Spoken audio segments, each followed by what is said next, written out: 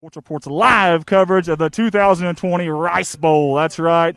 Big time battle tonight between our beloved Corning Bobcats as they travel over to the east side of Clay County to duke it out with their arch rivals, the Piggott Mohawks. Big time playoff implications tonight. We'll dive into all of that here in a little bit. Hey guys, I'm your host, Andy Earls, your commentator, and the guy who's out here about 120 yards away from that camera right there. Zoom that camera out, Dad, if you can, just a little bit. He can't hear me. He's not doing it. Do, do, do, do, do, do, do. There we go. Fantastic. Hey, guys, we wouldn't be here without our great, great sponsors. We had over 30 of them this year. Big time stuff. Thank you to all of these sponsors. And right now, it's time for that sponsor break. Guys, we'll be back on the other side of this sponsor break.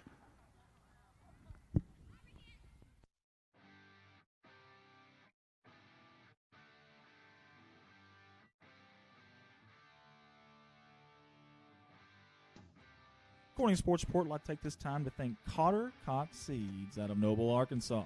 Mr. Michael Smith and Cotter Cox Seed are proud supporters of Corning Bobcat Athletics and the city of Corning. Cotter Cox Seeds. A special thanks to Woolard Flying Service out of Corning, Arkansas for supporting Bobcat Athletics. Matt Woolard would like to wish the Corning Bobcats the best of luck this season and also remind them that the sky is the limit.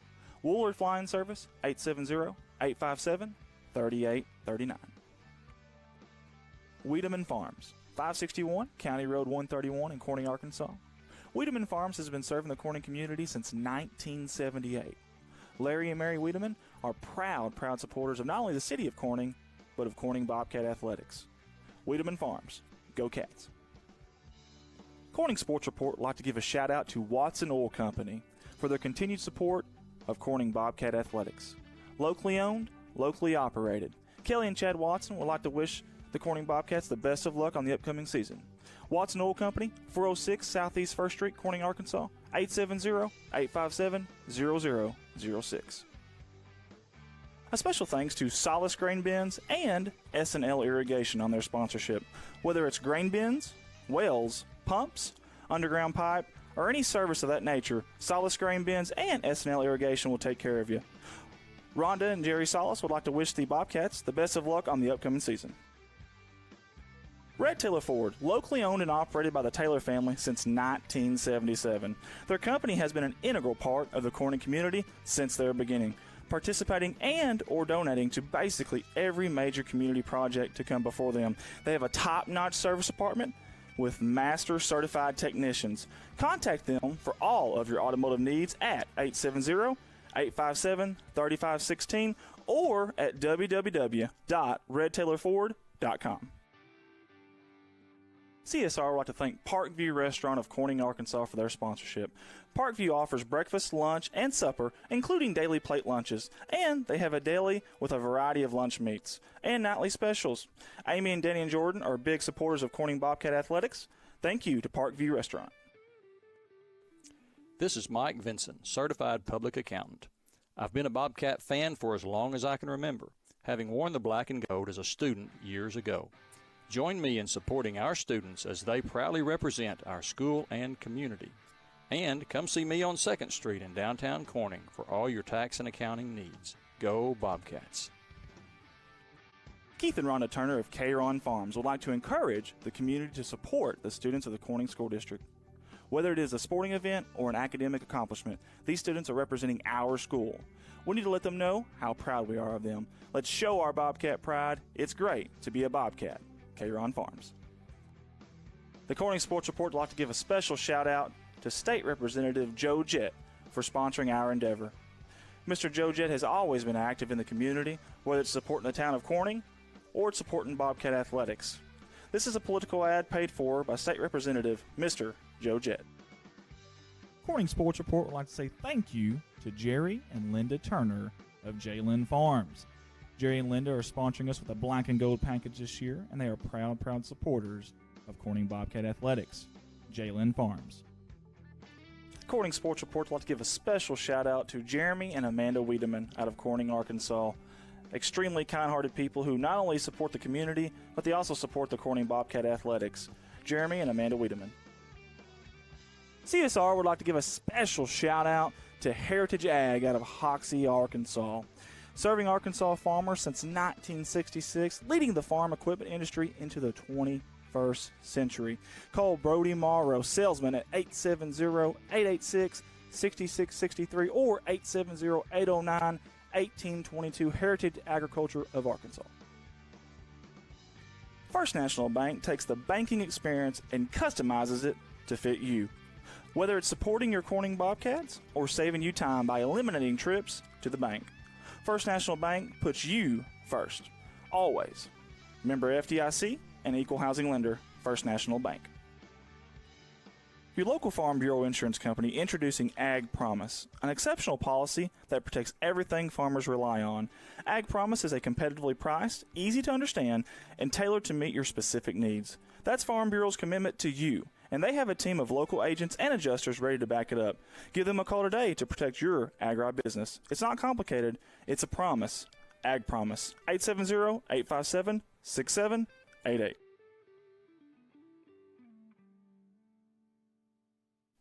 A big thanks to Goodman Drug Company out of Corning, Arkansas. Kathy Goodman and staff would like to invite you to drop by for any of your pharmaceutical needs and or Razorback and Bobcat apparel. Drop by and see them Monday through Friday, 8:30 to 5:30, and Saturday, 9 to 1, or use the convenient drive-thru. Goodman Drug Company out of Corning, Arkansas. CSR would like to say thank you to Clay County Electric and Clay County Connect, a broadband company, for their sponsorship for Bobcat Athletics.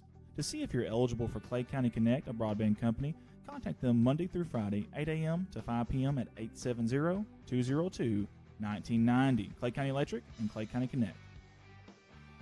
A special thanks to Civil Engineering Associates for being proud sponsors of Corning Bobcat Athletics.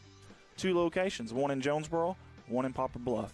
Professional engineer John Seelig of CEA would like to wish the Corning Bobcats the best of luck on the upcoming season. CSR would like to give a special thanks to B&B Well Drilling out of Peach Orchard, Arkansas, for their continued support of Corning Bobcat Athletics. Brian and Lisa Bass are proud graduates of Corning High School, and they invite you to call them for any of your well drilling needs. 870-215-3808, B&B Well Drilling. The Corning Sports Report would like to give a special shout out to Boschlicker Brothers Farms for sponsoring our endeavor. The Boschlickers have always been avid Bobcats and avid supporter of all things Corning athletics. Thank you again, Boschlicker Brothers Farms. First Choice Healthcare in Corning, Arkansas, proud sponsors of Corning Bobcat Athletics, celebrating 25 years of community healthcare. At First Choice Healthcare, we practice compassionate, affordable healthcare for everyone to help improve lives and build healthier communities. First Choice Healthcare, your community, your health. Legacy Equipment. There has never been a better time to take home your compact utility tractor. With durable construction and features that easily hook up to dozens of attachments in moments. No job is too tough.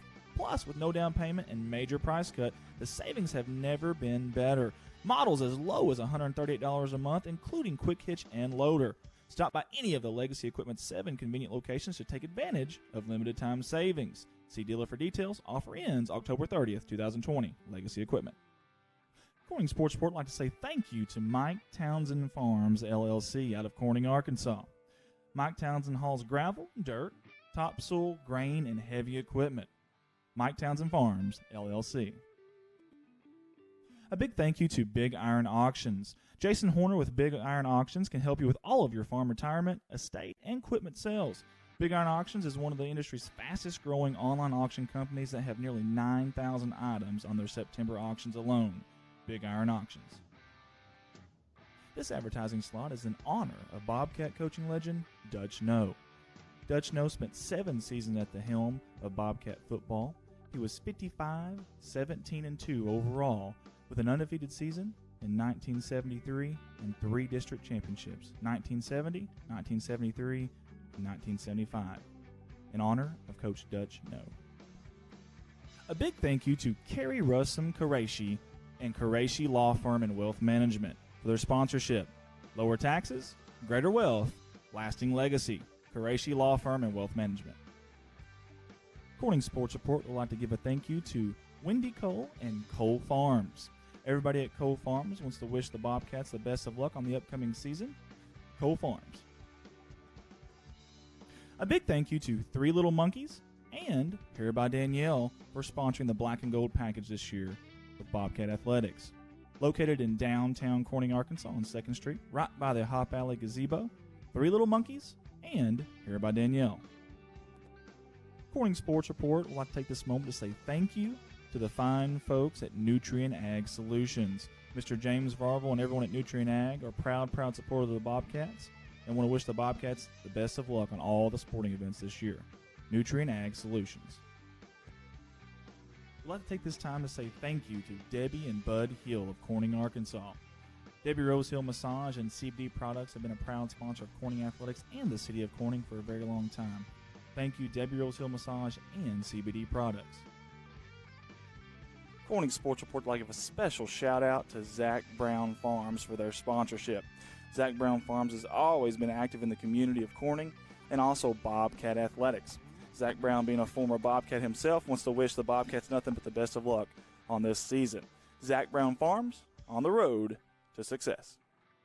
Corning Sports Report would like to give a special thank you to Michael Barker Heating and Air out of Corning, Arkansas. Michael Barker is a proud supporter of Corning Bobcat Athletics and the city of Corning. Michael Barker Heating and Air, 870-323-0556. Corning Sports Report would like to give a special thanks to Woolard Farms. Woolard Farms is a proud sponsor of the Corning Bobcats, sponsoring the Black and Gold package for the entire year of Bobcat Athletics. Thank you to Nathan, Jennifer, Dylan, and Josie. Woolard Farms.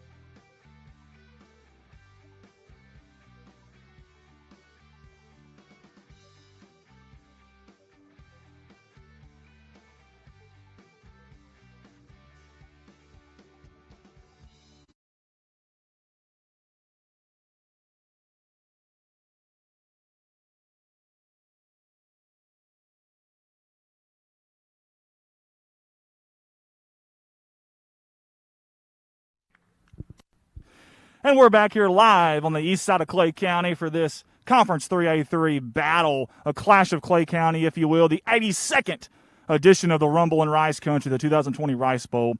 We're out here at Parker Field on the campus of Piggott High School. It'll be the Piggott Mohawks hosting the Corning Bobcats. Big-time playoff implications with this game, with Osceola not able to make up a game this week. Honestly, if Piggott wins this game, they've got the number 2 seed locked up, which is, by the way, a home game right back here at Parker Field if they were to win. If Corning wins, all chaos ensues. It's going to be a crazy ordeal if Corning wins this game tonight. As far as the playoff seedings, there'll be tiebreakers, there'll be rock, paper, scissors, there'll be dance-offs, all kinds of stuff. Arm wrestling matches. Oh, I'm gone.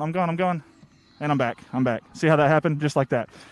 Big-time game, though, guys. Hey, we want you to do us a favor if you're at home right now. And if you can hear me, the PA system here is pretty loud, but if you can hear me, I want you to do us a favor, guys. Share that feed. Click the share button. We've got 3 colleges watching tonight that we know of and maybe more. Let's get these kids seen out here on both sides of the county. I'd love to see one of these kids furthering their education and doing it while they are playing a game that they love to play, obviously. So, awesome stuff there. Hope that you would share it with us, guys. Also, tag friends. If you got people that you know that might want to watch this that don't know about it, tag friends. Big thank you to the Piggott staff here. I know it's weird from a Corning guy saying that, but the IT guy, Joseph, was great. All the coaches have been great. They've been very helpful. Sean's been great. Chris Roberts has been great. Great hospitality. Stopped in the Mexican restaurant today, and they offered me free food for helping out, streaming the game of the day and night. And I go into McKinney Pharmacy, Piggott Pharmacy, and they're yelling holy hay bells and stuff. It's just we've got an extremely good community in Clay County on both sides. The Corning people, obviously, I brag on them all the time, but Even everybody here has been so good. So thank you guys. Just want to say thank you. I really, really mean that from the bottom of my heart. Obviously, our sponsors back home, our fans over here, they treat us like we're royalty. We're not. We're just a few guys that got together and decided to stream some football games, man. Help the kids out. But talk a little bit about Conference 3A3 right now. The rankings. In all of 3A, there's 46 teams. In our conference, Hoxie comes in at number 3. Osceola, number 14. Harrisburg, number 17. Piggott, this Piggott team right here, number 18. Corning at 26. Palestine Whitley, 31. Walnut Ridge, 32. And Manila at 44. Just want to throw this out there, too. You guys know that we do a press box prediction standings each week. Have a little fun picking games between us CSR staff. I just want to throw this out there. The number 1 guy right now at the top of the mountain, looking down on the others, you know what I mean? Weather's real nice up here. They're struggling. Yours truly. That's right. AE, baby. Andy Earls, number 1. I got 47 points. Old Man River is trying to keep up with me. I'm playing with him a little, letting him stay close. He's 2 points behind at 45. Gage Arnold, one of our CSR staffers, he has a shot at this too. He has 40 points.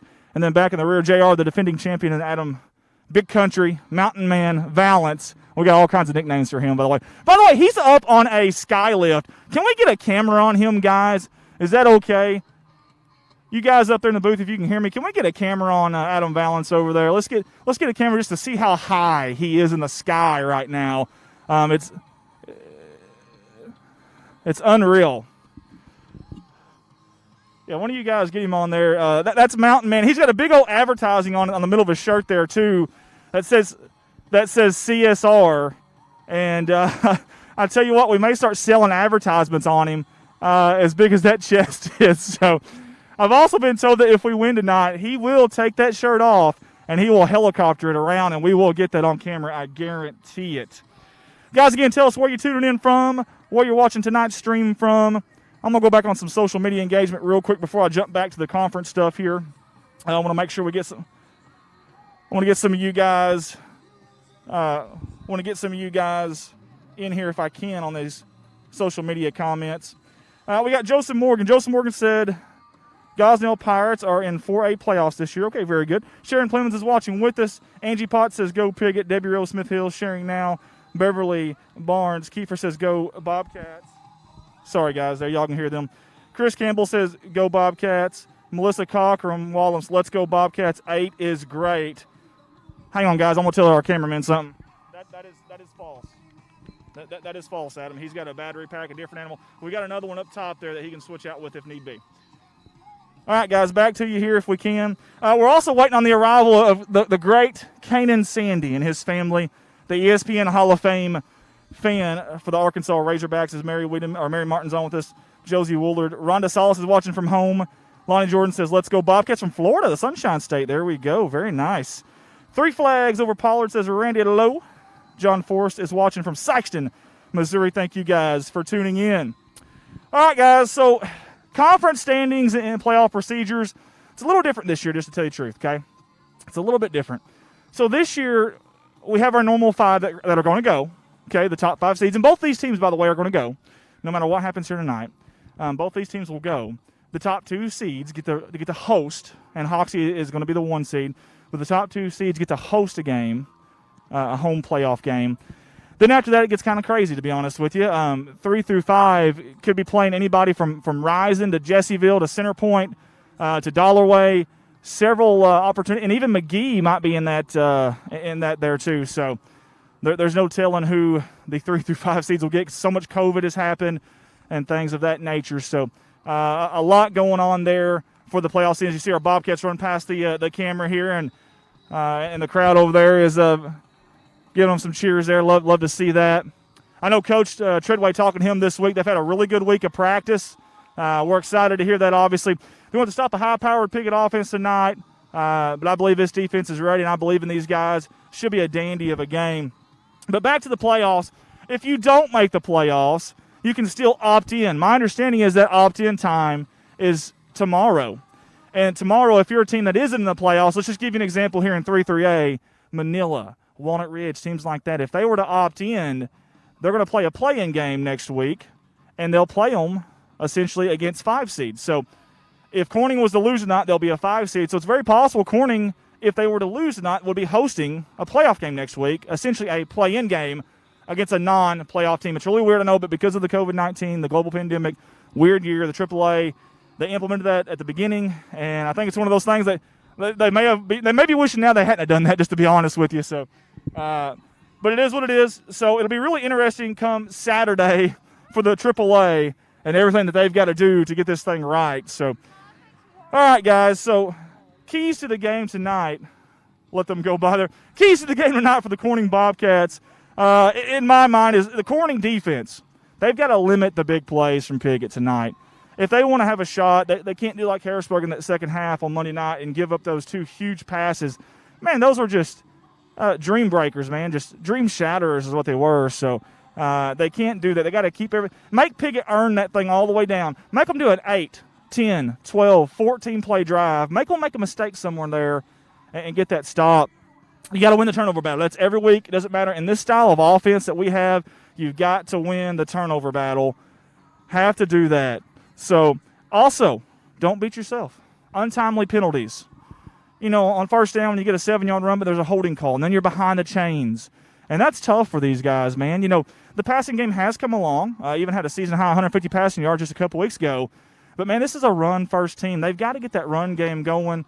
And it's 3-4 yards in a cloud of dust is how it's been lately. And I think Piggott's defense, that defensive line is very strong. They're very big. And I think they're going to have to earn it tonight. These Corning Crushers will have to pack a lunch and pack a punch tonight, but I believe in them, and I know they can do that. I have some intriguing stats here for our Corning Bobcats, as we've got about 28 minutes until we kick this thing off, 28 minutes until kickoff. Corning is 7-2. Listen to this, guys. Corning is 7-2 when scoring first since Treadway took over. Whenever they don't score first since Treadway took over, they're 0-9. Is it that simple? I don't know. Maybe it is. It's crazy. It's a weird statistic. Even the 2 losses that they had were really close games, so very interesting stuff there. Corning is 5-0, 5-0. Love, nada, goose egg. 5-0 when they score 30-plus points, and when they don't get to that 30 mark, they're 0-3. Keep that in mind as well. Forced a turnover in every game but won this season. That opportunistic Bobcat defense, they've been aggressive this year, and we love to see that. Coach Tyler Golden's got those boys playing on that secondary, on that linebacker core at every level, defensive line. Love to see that. Coach Larry Treadway has won more road games in just 12 games, this was early in the year, just 12 games as a head coach than the Bobcats won in the previous 68 games. For whatever reason, these guys play really good when they're wearing those white jerseys. They call them the Road Cats. Well, they're out here tonight in those white jerseys on the road. We'll see if that play continues. And Corning hasn't won 7 games in a 2-season span since 2006, 2007. That's what they've done here, looking for number 8. So proud of this Bobcat football program. So proud of the kids. So proud of the coaching staff. Coach Larry Treadway coming over here, leaving a really good Walnut Ridge team with a lot of good players. They went 9-2, went to the playoffs, and he had a lot of good players coming back. Chose to come over here and take over a Corning program that was 0-42, had the state's longest losing streak at the time actively. And, man, he's built the foundation. He's broke the streak. He's breaking streak after streak after streak after streak. And, man, it's awesome, awesome stuff to see as you see Piggott here. I don't know if you can see him on the camera or not, but the Mohawks are out here getting their warm-ups on, I should say. And a good job by the Piggott staff. They were out here painting the lines, trying to get the field ready. They were out here really early in the morning, and so they've done a really good job in my mind. Guys, I want to send you to a couple of videos that me and my director, Colton Ladyman, have been working on. You guys have heard of Budweiser, Real Men of Genius, or Real American Heroes. CSR has their own version of that. It's called Real Amateur Sports Heroes.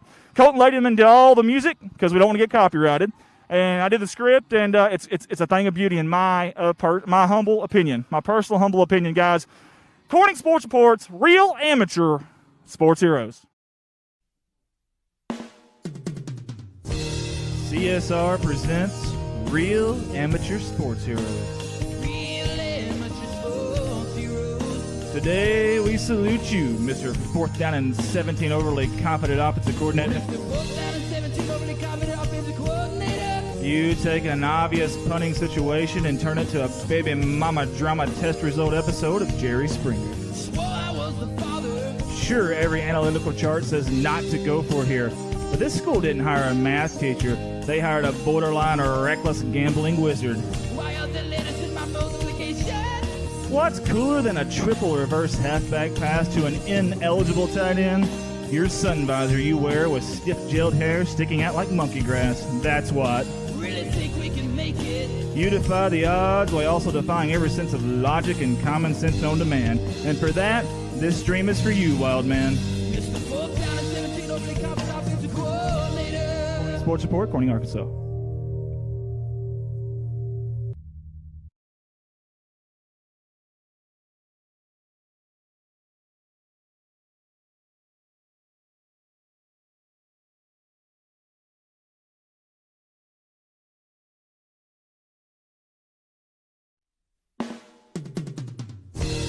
CSR presents Real Amateur Sports Heroes. Real amateur sports heroes. Today we salute you, Mr. Little League Assistant Coach Fungo Bat Infield Practice Hitter. Mr. Little League Assistant Coach Fungo Bat Infield Practice Hitter. Do you do it for the money? No. Do you do it because you're a model citizen? You don't even live there anymore. You do it because your wife was an out-of-towner who never got to witness your all-district glory days. This one's for you, sugar dumplings. Lasers hit hard enough to take down an adult rhinoceros with a loud, thundering pop that would make even residents of East St. Louis hit the deck. I think it's a drive-by. Armed only with a 6-foot weapon of wooden destruction, you use vocabulary that would make even a war general proud. Stay in front of that bullet, son. That one's gonna leave a mark. So sit back and enjoy Corning Sports Report Live, old sultan of the practice swing, for we salute you. Mr. Little League Assistant Coach Fungo Bat Infield Practice Hitter. Corning Sports Report, Corning, Arkansas.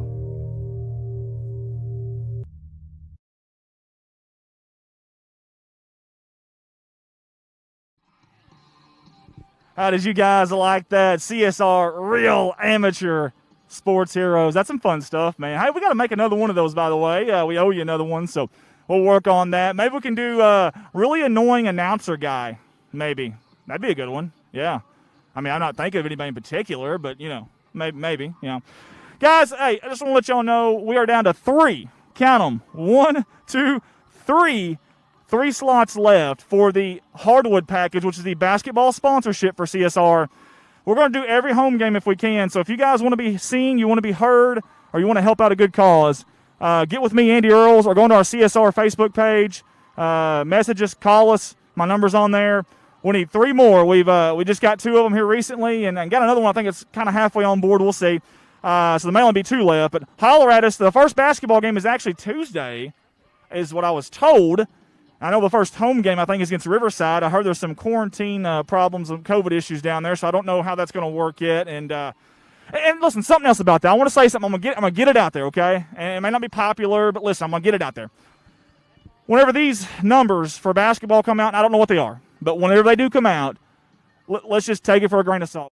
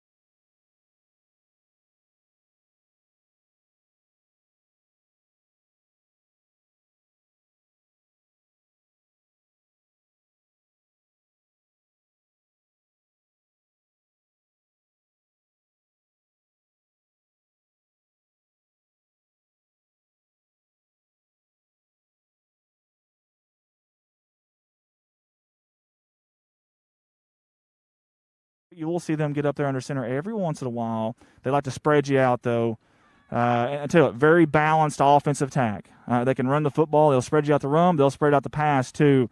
2 huge passes last week or Monday, I should say. By the way, this is the 3rd game in 7 days or 6 days. 7 days for Piggott, which is crazy. I know Corning tried to do that, too. Obviously, Hoxie declined, but we tried that as well, but just didn't work. The defense for Piggott only giving up an average of 19 points per game this year. That's impressive stuff. 2 shutouts this season, St. Pius, Missouri, and Palestine Wheatley. And since the Highland game, I mean, they played the run very well, which obviously is Corning's strength. The Highland game, though, I don't know what happened there, but, boy, Highland just they lined up and just ran through them, to be honest with you. It was a good game, but Highland really had a way with them for some reason with the run. 4-4 style of defense that you'll see. And, again, they are in the driver's seat for that number two seed. This is the best mascot in the state of Arkansas. Get over here, get in the camera right here. Wave up there. There you go. We had a riveting interview with him last week, and he had such great insight. Do you want to recap that interview real quick? Meow. There you go. Good stuff there, as always, from Growl. He's a good one right there, I promise you. The best either side of the Mississippi. Hey, let's talk about our beloved Corning Bobcats, coached by Larry Treadway, second year at Corning High School, 46th season overall. The Newport grad from 1968 is 7-11 at Corning High School. His assistant, Trevor Poe, in his 7th year overall, 5th at Corning. Tyler Golden in his 3rd year overall, all at Corning. And new assistant this year, Ron Golden, which is Tyler's father, coached for 25 years total at Malden, Sykeston, and Portageville, Missouri, and a longtime athletic director and principal. And he knows his stuff now, really does.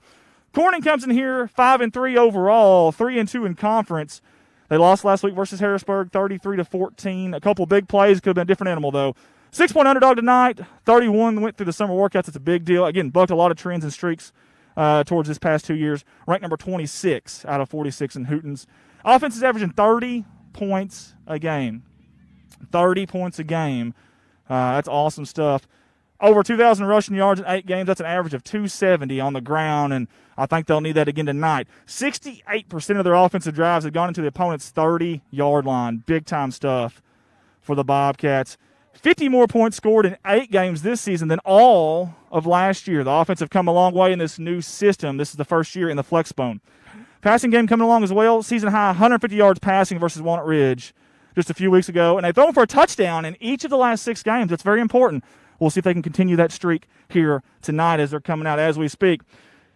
And by the way, they got five players averaging over 5 yards a carry, 4 running backs and 1 quarterback.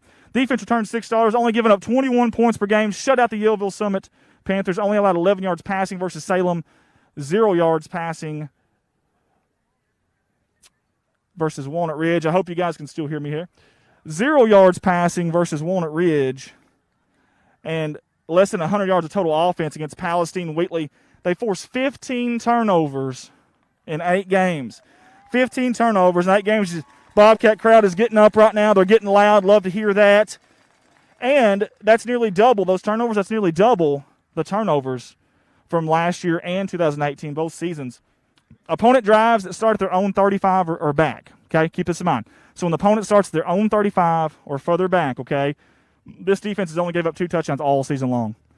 So when other teams don't get the good field position, this defense is buckling down, and they're doing it in a big, big, big way. Guys, again, let us know where you're tuning in from. There was a game early in the year where we didn't get there in time, and we missed a sponsor video.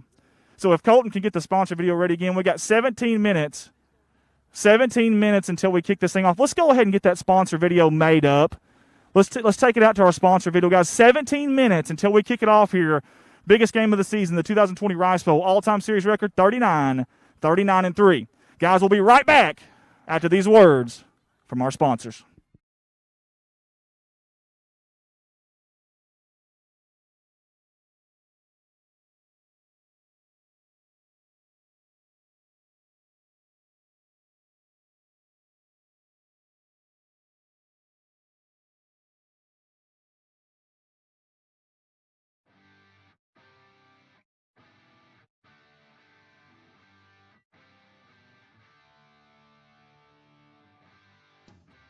Corning Sports Report would like to take this time to thank Cotter Cox Seeds out of Noble, Arkansas. Mr. Michael Smith and Cotter Cox Seed are proud supporters of Corning Bobcat Athletics and the city of Corning. Cotter Cox Seeds. A special thanks to Woolard Flying Service out of Corning, Arkansas for supporting Bobcat Athletics. Matt Woolard would like to wish the Corning Bobcats the best of luck this season and also remind them that the sky is the limit. Woolard Flying Service, 870-857-3839. Wiedemann Farms, 561 County Road 131 in Corning, Arkansas. Wiedemann Farms has been serving the Corning community since 1978. Larry and Mary Wiedemann are proud supporters of not only the city of Corning, but of Corning Bobcat Athletics. Wiedemann Farms, go Cats. Corning Sports Report would like to give a shout out to Watson Oil Company for their continued support of Corning Bobcat Athletics. Locally owned, locally operated.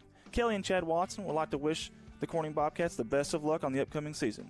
Watson Oil Company, 406 Southeast 1st Street, Corning, Arkansas, 870-857-0006. A special thanks to Solace Grain Bins and S&L Irrigation on their sponsorship. Whether it's grain bins, wells, pumps, underground pipe, or any service of that nature, Solace Grain Bins and S&L Irrigation will take care of you. Rhonda and Jerry Solace would like to wish the Bobcats the best of luck on the upcoming season. Red Taylor Ford, locally owned and operated by the Taylor family since 1977. Their company has been an integral part of the Corning community since their beginning, participating and or donating to basically every major community project to come before them. They have a top-notch service department with master certified technicians. Contact them for all of your automotive needs at 870-857-3516 or at www.redtaylorford.com. CSR would like to thank Parkview Restaurant of Corning, Arkansas for their sponsorship.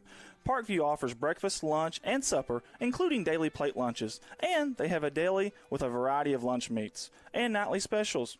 Amy and Danny and Jordan are big supporters of Corning Bobcat Athletics. Thank you to Parkview Restaurant.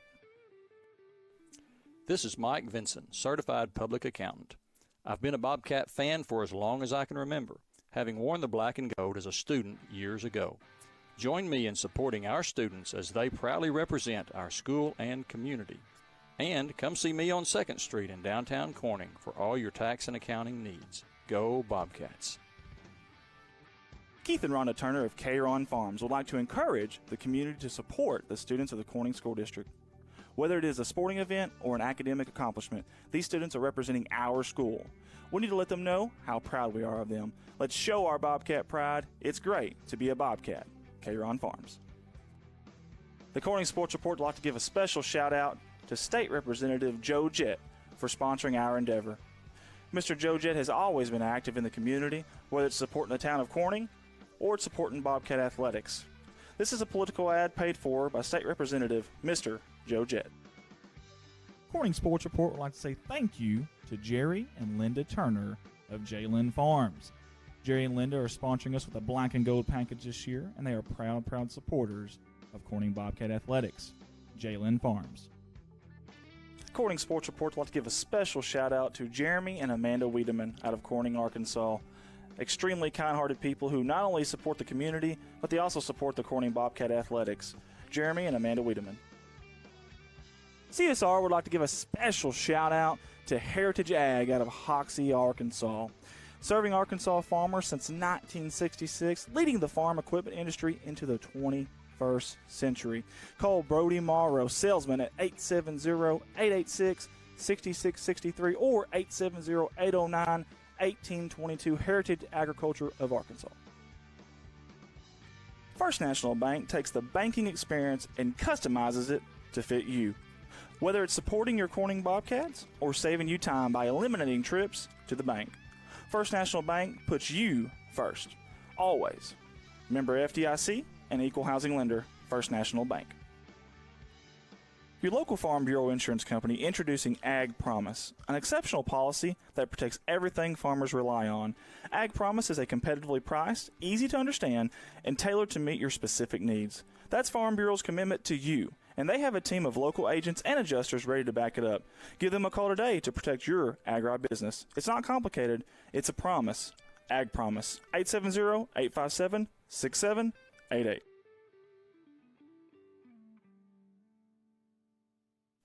A big thanks to Goodman Drug Company out of Corning, Arkansas. Kathy Goodman and staff would like to invite you to drop by for any of your pharmaceutical needs and or Razorback and Bobcat apparel. Drop by and see them Monday through Friday, 8:30 to 5:30, and Saturday, 9 to 1, or use the convenient drive-thru. Goodman Drug Company out of Corning, Arkansas. CSR would like to say thank you to Clay County Electric and Clay County Connect, a broadband company, for their sponsorship for Bobcat Athletics. To see if you're eligible for Clay County Connect, a broadband company, contact them Monday through Friday, 8 a.m. to 5 p.m. at 1990. Clay County Electric and Clay County Connect. A special thanks to Civil Engineering Associates for being proud sponsors of Corning Bobcat Athletics. 2 locations, one in Jonesboro, one in Poplar Bluff. Professional engineer John Seelig of CEA would like to wish the Corning Bobcats the best of luck on the upcoming season. CSR would like to give a special thanks to B&B Well Drilling out of Peach Orchard, Arkansas, for their continued support of Corning Bobcat Athletics. Brian and Lisa Bass are proud graduates of Corning High School, and they invite you to call them for any of your well drilling needs. 870-215-3808, B&B Well Drilling. The Corning Sports Report would like to give a special shout out to Boschlicker Brothers Farms for sponsoring our endeavor. The Boschlickers have always been avid Bobcats and avid supporter of all things Corning athletics. Thank you again, Boschlicker Brothers Farms. First Choice Healthcare in Corning, Arkansas, proud sponsors of Corning Bobcat Athletics, celebrating 25 years of community health care. At First Choice Healthcare, we practice compassionate, affordable health care for everyone to help improve lives and build healthier communities. First Choice Healthcare, your community, your health. Legacy Equipment. There has never been a better time to take home your compact utility tractor with durable construction and features that easily hook up to dozens of attachments in moments. No job is too tough. Plus, with no down payment and major price cut, the savings have never been better. Models as low as $138 a month, including quick hitch and loader. Stop by any of the Legacy Equipment's 7 convenient locations to take advantage of limited time savings. See dealer for details. Offer ends October 30th, 2020. Legacy Equipment. Corning Sports Report would like to say thank you to Mike Townsend Farms, LLC, out of Corning, Arkansas. Mike Townsend hauls gravel, dirt, topsoil, grain, and heavy equipment. Mike Townsend Farms, LLC. A big thank you to Big Iron Auctions. Jason Horner with Big Iron Auctions can help you with all of your farm retirement, estate, and equipment sales.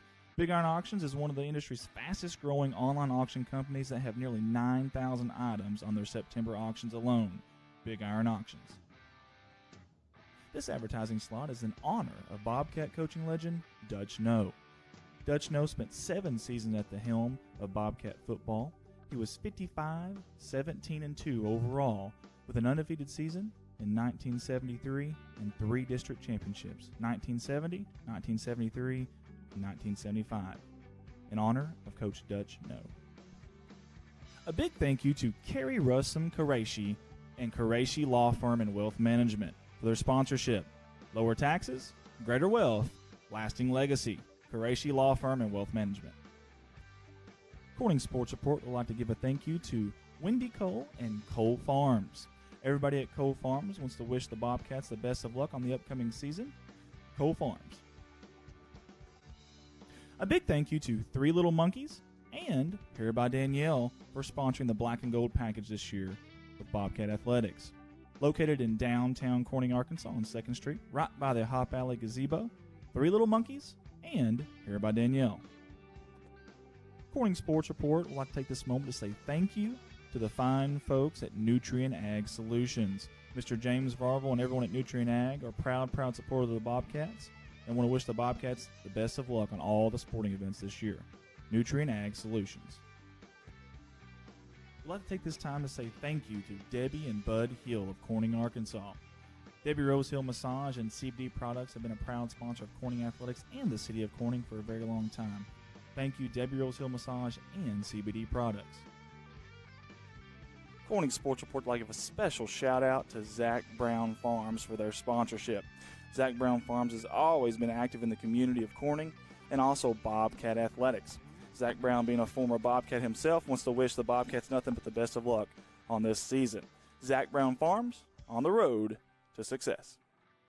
Corning Sports Report would like to give a special thank you to Michael Barker Heating and Air out of Corning, Arkansas. Michael Barker is a proud supporter of Corning Bobcat Athletics and the city of Corning. Michael Barker Heating and Air, 870-323-0556. Corning Sports Report would like to give a special thanks to Woolard Farms. Woolard Farms is a proud sponsor of the Corning Bobcats, sponsoring the Black and Gold package for the entire year of Bobcat Athletics. Thank you to Nathan, Jennifer, Dylan, and Josie. Woolard Farms.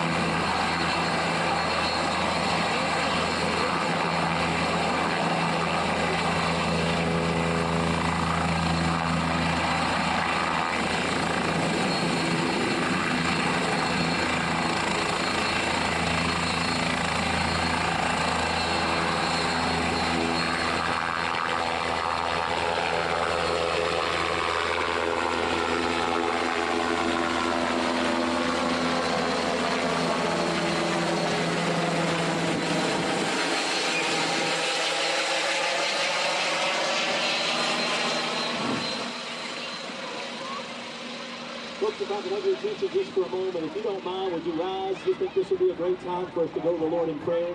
So thankful for the freedom that we still have to do that. It's my 26th year to be in Piggott, and my 26th Rice Bowl, I guess. But tonight's a little bit different. And tonight I think it would be for the best if we as Piggott fans would just put our hands together and say a great big thank you to our rivals across the way. It's been a very difficult year, but you have been more than our rivals this year. You've been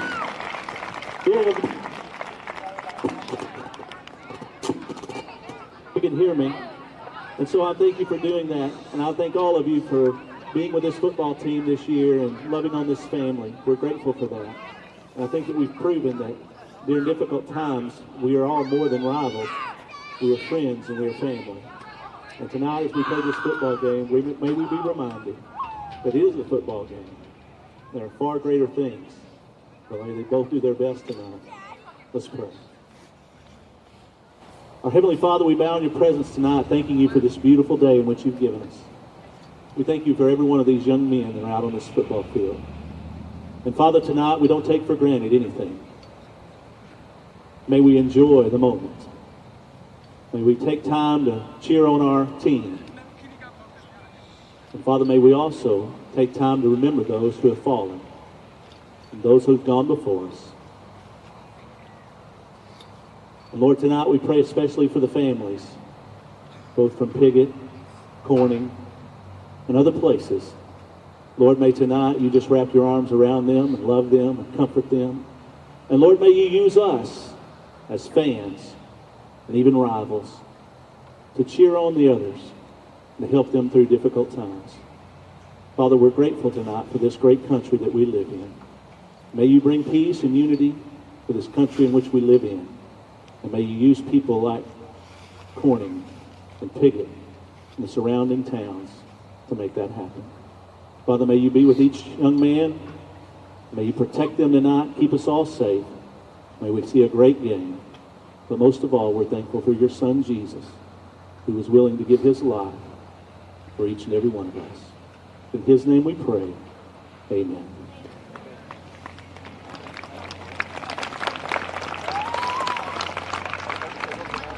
We remain standing for the playing of tonight's national anthem.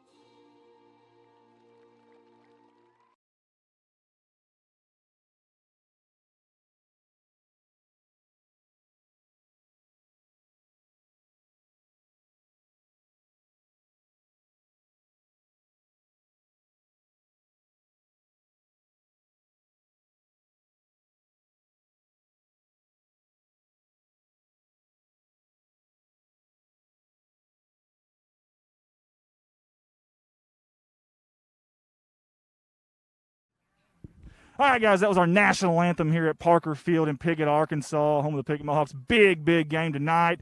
Guys, I'm so excited right now. I've got a fantastic, a very special guest alongside of me, Mr. Kanan Sandy, my buddy. Love this man to death. The #1 recruiter for the Arkansas Razorbacks in my mind. ESPN fan, Hall of Fame. We could go on and on and on. We don't have time to do that. But what we do have time to do, can you lead us and all the people watching at home around the world in a hog call? Let's do it. So guess what? Only one we do the hog call. Guess what happened? Arkansas get me 1 win for me, my heart. Absolutely. Let's do it again. Ready? Let's do it. Ready? Go. Guys, ready? Let's do a hog call for me. Ready? Woo! Pig say hey. Pig say hey. Pig say let's be first for going. Piss out. Good job, buddy. Good job. I'm so proud of you. Guys, I'm going to send it up there to Mr. Jerry J-Rod Grady, who's back tonight. We love it. I'll be right there, y'all.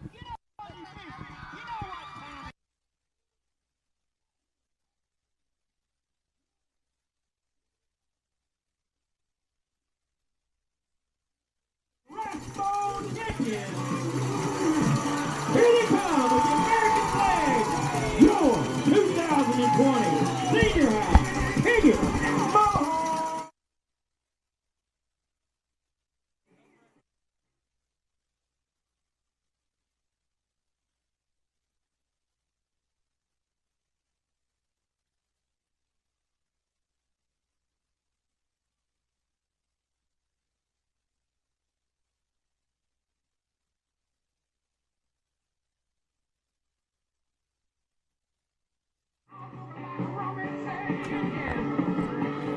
All right, well, welcome everybody to Piggott, Arkansas in Clay County. We're here for the Rice Bowl. Apparently it's the 10th one, but of course this rivalry goes way, way back. I don't know how many games that they played, but I think last year it went into Piggott's favor in terms of the record. But it looks like Piggott's going to be set to kick off 2 Cornings. That gives Corning the first possession here in the first half. Let's go Bobcats, baby. Let's get this offense rolling. While Andy makes his way up here, I'll be doing the play-by-play, but once he gets up here, I'll do the color commentary. So I'll be the guy who states the obvious. Don't expect a whole lot of fancy words like Andy does on the play-by-play from me, but I'll do the best I can, I promise. And man, it is loud here at Piggott tonight. I'm telling you, these fans are stinking hyped. And we're underway. Here we go. Looks like it's going to be a kick out of bounds. That's going to be good for Corning. We'll start off with great field position. I believe in high school that's going to be the 40-yard line. So that's good for us. We'll get our first possession at the 40-yard line. A little bit of a short field to work with. That ball be spotted at the 35-yard line. 35. I'm sorry. I'm mistaken. 35. I was going to go with the 35, but thought I heard him say the 40. Here's what we got to do on offense tonight. We can't shoot ourselves in the foot. We can't get many negative yard plays. We can't get a lot of penalties. We haven't had a ton of big chunk yard plays this year. Definitely a bunch of 3rd and 4 cloud of dust type runs. It looks like Jake is under center here. He gets the snap, handing the ball off to, couldn't see that number right there, number 11. Got to look at my roster. I believe that's Clayton Crosby. Yeah, there it is. Clayton Crosby, senior for Corning, Arkansas, 5'7", 155. Guys, lightning in a bottle, I promise you. It's going to be second down, and we got a few yards on that first down play. Here's our man that everybody knows and loves, Andy Earls. He's the lightning-tongued wizard. But while he gets his headset on, I guess I'll keep going with this play here. Again, Jake under center. Going to pitch the ball out to the man there. To the beast Comstock, but he was met by a ton of Piggott defenders. Doesn't look like he got much on that play, so it's going to be a big 3rd down. On the tackle. Big 3rd down coming up for Corning. 6 as well. Logan White, number 56. He's wearing that jersey this season in memory of his good buddy, Hunter Mitchell. As Andy's going to step into to the driver's seat here. All right, guys, I'm back. Sorry, I had to hustle up those steps. I'm getting old and out of shape and a little chunky. 3rd down and 9 for the Corning Bobcats. 10:41 to go here in the opening quarter. 2 wideouts. There's a pre-snap penalty. Penalty flag on the We'll see what the ruling is here. Andy, while they're figuring that out, buddy, it's good to be back. Good to be back in the saddle, my friend. Yes, sir. It's been a while since we've seen you, Jared. I'm glad you're back, man. I didn't know that live sports were a thing. I thought that we all did this digitally. I'm missing out. It is so a thing, and in fact, this is our 3rd game that we've streamed, I think, in about 6 or 7 days. And the I saw that. Piggott played Monday night against Harrisburg. We got that one. Comstock in motion. Gutierrez, Rangel, I'm sorry. Rolls to his right, looking to pass. He's got a man there. Oh, they tripped. He got tripped up. There's a flag. Yes. That should be pass interference. Love it.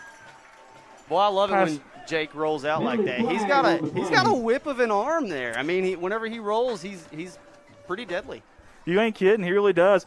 You know, he's got maybe a little bit different, unorthodox style of letting the ball go, but he kind of zips it like Jared mentioned. And, hey, big thank you to the Piggott staff up here getting us set up and helping us out all day long. We've been here since about 8 in the morning, and they've done a fantastic job. And they've had some issues with internet here in the county, in the area. So hopefully we're coming through pretty loud and proud here for you. That'll be an automatic first down for the Bobcats. Will be spotted at their own. Andy, where's Bart tonight? Bart could not make it tonight. He said he does apologize. We've got 202 folks at home with us on our Facebook page right now. That's big-time stuff. 10:26 to go. I know Bart, if he could be here, he would. Flexbone formation, Grubb to the far side. Hand off to Lucas, the super sophomore. Over the right tackle. He's got some good yardage there. Good blocking up front by those Corning Crushers. A misdirection. That looked good. A gain of about 6 for Lucas there. And listen, Lucas just a sophomore, but 365 rushing yards this season at 5.4 yards a carry. Again, 5 guys for this Corning offense, averaging over 5 yards a carry with at least 40 attempts. Big-time stuff. There we go, 2nd down and 4, Flexbone, 9:53 to go. Same play opposite side. Amaker! He's going to break it! 4.5, 40 speed! Yes! Parker's trying to get him! He's still going! Keep going! Did he score? Oh, he's in there. Touchdown! Well, no, they're going to hold him down at the 1 yard line. Instant replay if we can here. He was gone. I thought he was. I tell you what, Parker did a good job of just getting there and slowing him down. He's in. I think he's in. It's where the football's at, not where the knee's at. True. His knee did go down there, though. Hey, listen, Piggott's defense last week, though, they bend, but they didn't break. We'll see if they do it here. Listen, Bobcats are 7-0 under Treadway when they score first. Keep that statistic in your mind right now. 1st and go, 9:27 to go, 15 on the play clock. Grubb to the far side, Flexbone. Rangel under center, man in motion. Lucas, handoff. Oh, broken play there. And I tell you what, just like that Piggott defense is there. You can't make that type of mistake. Yeah. Number 60, Josh Red. Like I said when we opened up, I said we can't shoot ourselves in the foot, especially down here in the red zone. We got to punch that in. Look at that. Look at that camera angle right there. The Michael Bucker heating and air sky cam. Adam Valance, our big country mountain man, as we call him, in that one. Look at that big old number 75, number 56, number 60 there. You know, Kyson Conley, Josh Red. Those boys are some big old boys. I mean, you cannot hesitate back there at all, or they're going to get back here in a hurry. Andy, I'd love to see an Eli Mason pass. Hey, that's a very good point. Big tight end near side of your screen. Hand off to Lucas. He's trying to sidestep a few guys. He's going to be brought down. Maybe if he'd have kept that, he had an edge out there. I think you're right. That's going to bring up 3rd down and goal from about the 4 yard line. Pam Williams says, watching, says, good luck, Corning. Angie Potts says, woohoo, go Mohawks. Krista Boschlicker's with us tonight. Trina Phillips, Severill, Clint Hovis. Pam Williams, Buddy Leonard. Big 3rd down here for the Bobcats. They break the huddle with 20 on the play clock. 8:10 on the game clock. Jordan Grubb is the wide out to your near side. Comstock back there. Let's punch this in. Under center, Rangel. Fake the handoff, looking to pass. He's got Eli Mason. It's going to be picked off, I believe. No, incomplete. Okay. Incomplete, number 2 on the throw, Rangel.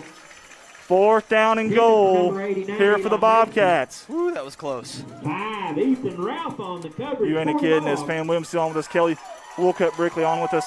Angie Potts also on with us. We appreciate you guys for tuning in with us tonight. All right, Mohawk Nation. It's time. It's 4th down. They're trying to get the crowd up here at Parker Field as Chris Roberts, the voice of the Mohawks. Hey, we're going to go 4 wide here, shotgun formation. Comstock to the right hip of Rangel. 9 on the play clock.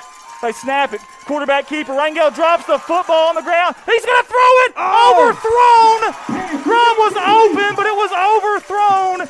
Incomplete pass, and give Piggott credit.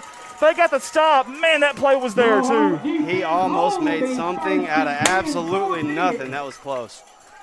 Man, I really wish we could have found a chink in their armor there and gotten that touchdown. That would have been great. I really think Amaker scored on that play. We'll have to go back and look at the cameras later on another time. But either way, it's tough on those referees. Listen, Amaker's fast, and they're trying to get down there with him and catch up, and it's not easy at all. So. And, Andy, he did a great job of holding his balance. He didn't really slip a tackle, but, man, he almost stumbled at the 10-yard line. Yeah, I tell you what, Rangel did a good job there of collecting himself. 4 wide here. Dixon, quarterback. He pumps. He's going to go deep.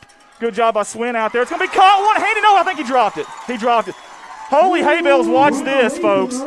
He almost catches us. That's number 12, and that's Logan Ralph. Watch this. He goes and palms it one hand, and I think it just bounced out a second there. It just did bounce out very late. He ran a double move. I'm glad that Swint did not bite on that. No kidding. Swint did a good job there getting up in his grill, too. 3 wide here. Piggott will do a lot of this spread you out shotgun formation seal in motion. Low snap. It's on the ground. Wait, we got a flag, a pre-snap penalty. I apologize. This will be interesting.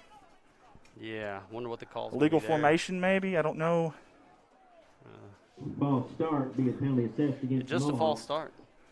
Yeah, just a false start there. Little movement on the line. Yeah, here we go. 7:40 to go in the opening quarter. If you're just tuning in with us, guys, Corning drove all the way down to the 1-yard line and then got stopped on 4 consecutive plays. Just missed a touchdown by about 3 or 4 inches over through the intended target down there. Looks like Corning's going to play on man out there in the boundaries with no safeties. Now, that's brave. Piggott's got some guys that can catch the football. They had 2 huge deep passes last week. 2nd down, 12 to go. Dixon looking to pass. Quick pass slant. It's behind him, though. That's very dangerous. Yeah, nobody there. When you have 2 receivers up there running slants and you throw behind the inside one, very dangerous. That outside D-back could have easily picked that off if had his head up there. But either way, he was looking at his receiver. Number 1, Brandon Seal. Yeah, anytime you throw across the middle, you're kind of risking a ball getting batted up and the defense getting a thank you very much pick. Yeah. Hey, Ma, look what I found. Boom. Yeah, big play here for the Bobcats. 3rd down and 12. 7:38 to go. 14 on the play clock. They're going to spread it out 4 wide. Not much protection for Dixon back there. Just a running back. They're bringing the blitz. Oh, they got him. Get him. It's going to be a safety in the back of the end zone. Tack on 2 for the boys in black and gold. Beautiful, beautiful defense there. And I seen Barry back there first, and then the cavalry came in a hurry. And number 25, I believe, Rhett Eddington. Yes, it was. Rhett Eddington, Ethan Jordan, several of them. Hey, Corning 7-0 when they score first under Treadway. It may not be much, but they got 2 on the board. Hey, that was a team effort. There was 1, 2, 3, 4 Bobcats back there. There was no place for the Mohawk quarterback to go. We were just talking about that. If you don't have extra protection back there and they blitz from that opposite side, it's tough. Now, the one thing about that, Dixon is very quick, very agile. If you get up there too far, he can scramble behind you, but the cavalry was coming. Almost a delayed blitz by Eddington. Great job by Tyler Gold in that Bobcat defense. Those boys smelled some blood in the water, and they came to feast. Hey, guys, we want to mention something real quick. There's a big 56 in the middle of that football field right now. Hunter Midkiff. That young man is no longer with us there. You see the 56. We'll get our camera on that there a little better. The number 56 in the middle field, Hunter Midkiff, the young man. And I'm hearing the song Tight Fitting Jeans right now as I'm thinking about that young man that's no longer with us. And by all accounts was going to be a big player, a playmaker for them this year for Piggott. And gone way too soon. And, man, we hurt for the community here.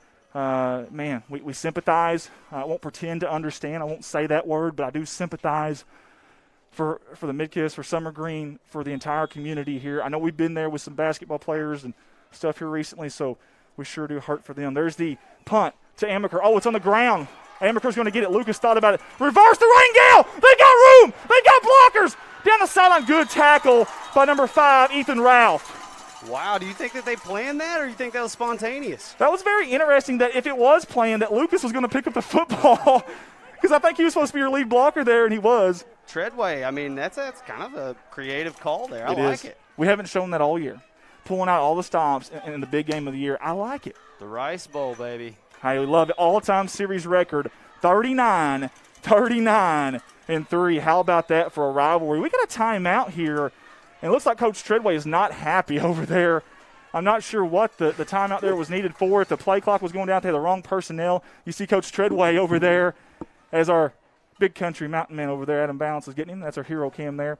Our camera guys do a fantastic job. We got Ricky Betts tonight on the hero cam. We got Desi Earls on the wide view mountain man cam. Tim Earls is down there on the ground. Old Man Rivers, I call him. Hopefully his eyesight's good enough to get out of the way if someone runs into him, I hope. Not just kidding, Dad. Love you. And we've also got J.R. Roark down there. Now, on top of the big, huge sky cam tonight, the Michael Barker Hitting Air sky cam, is Big Country Adam Balance.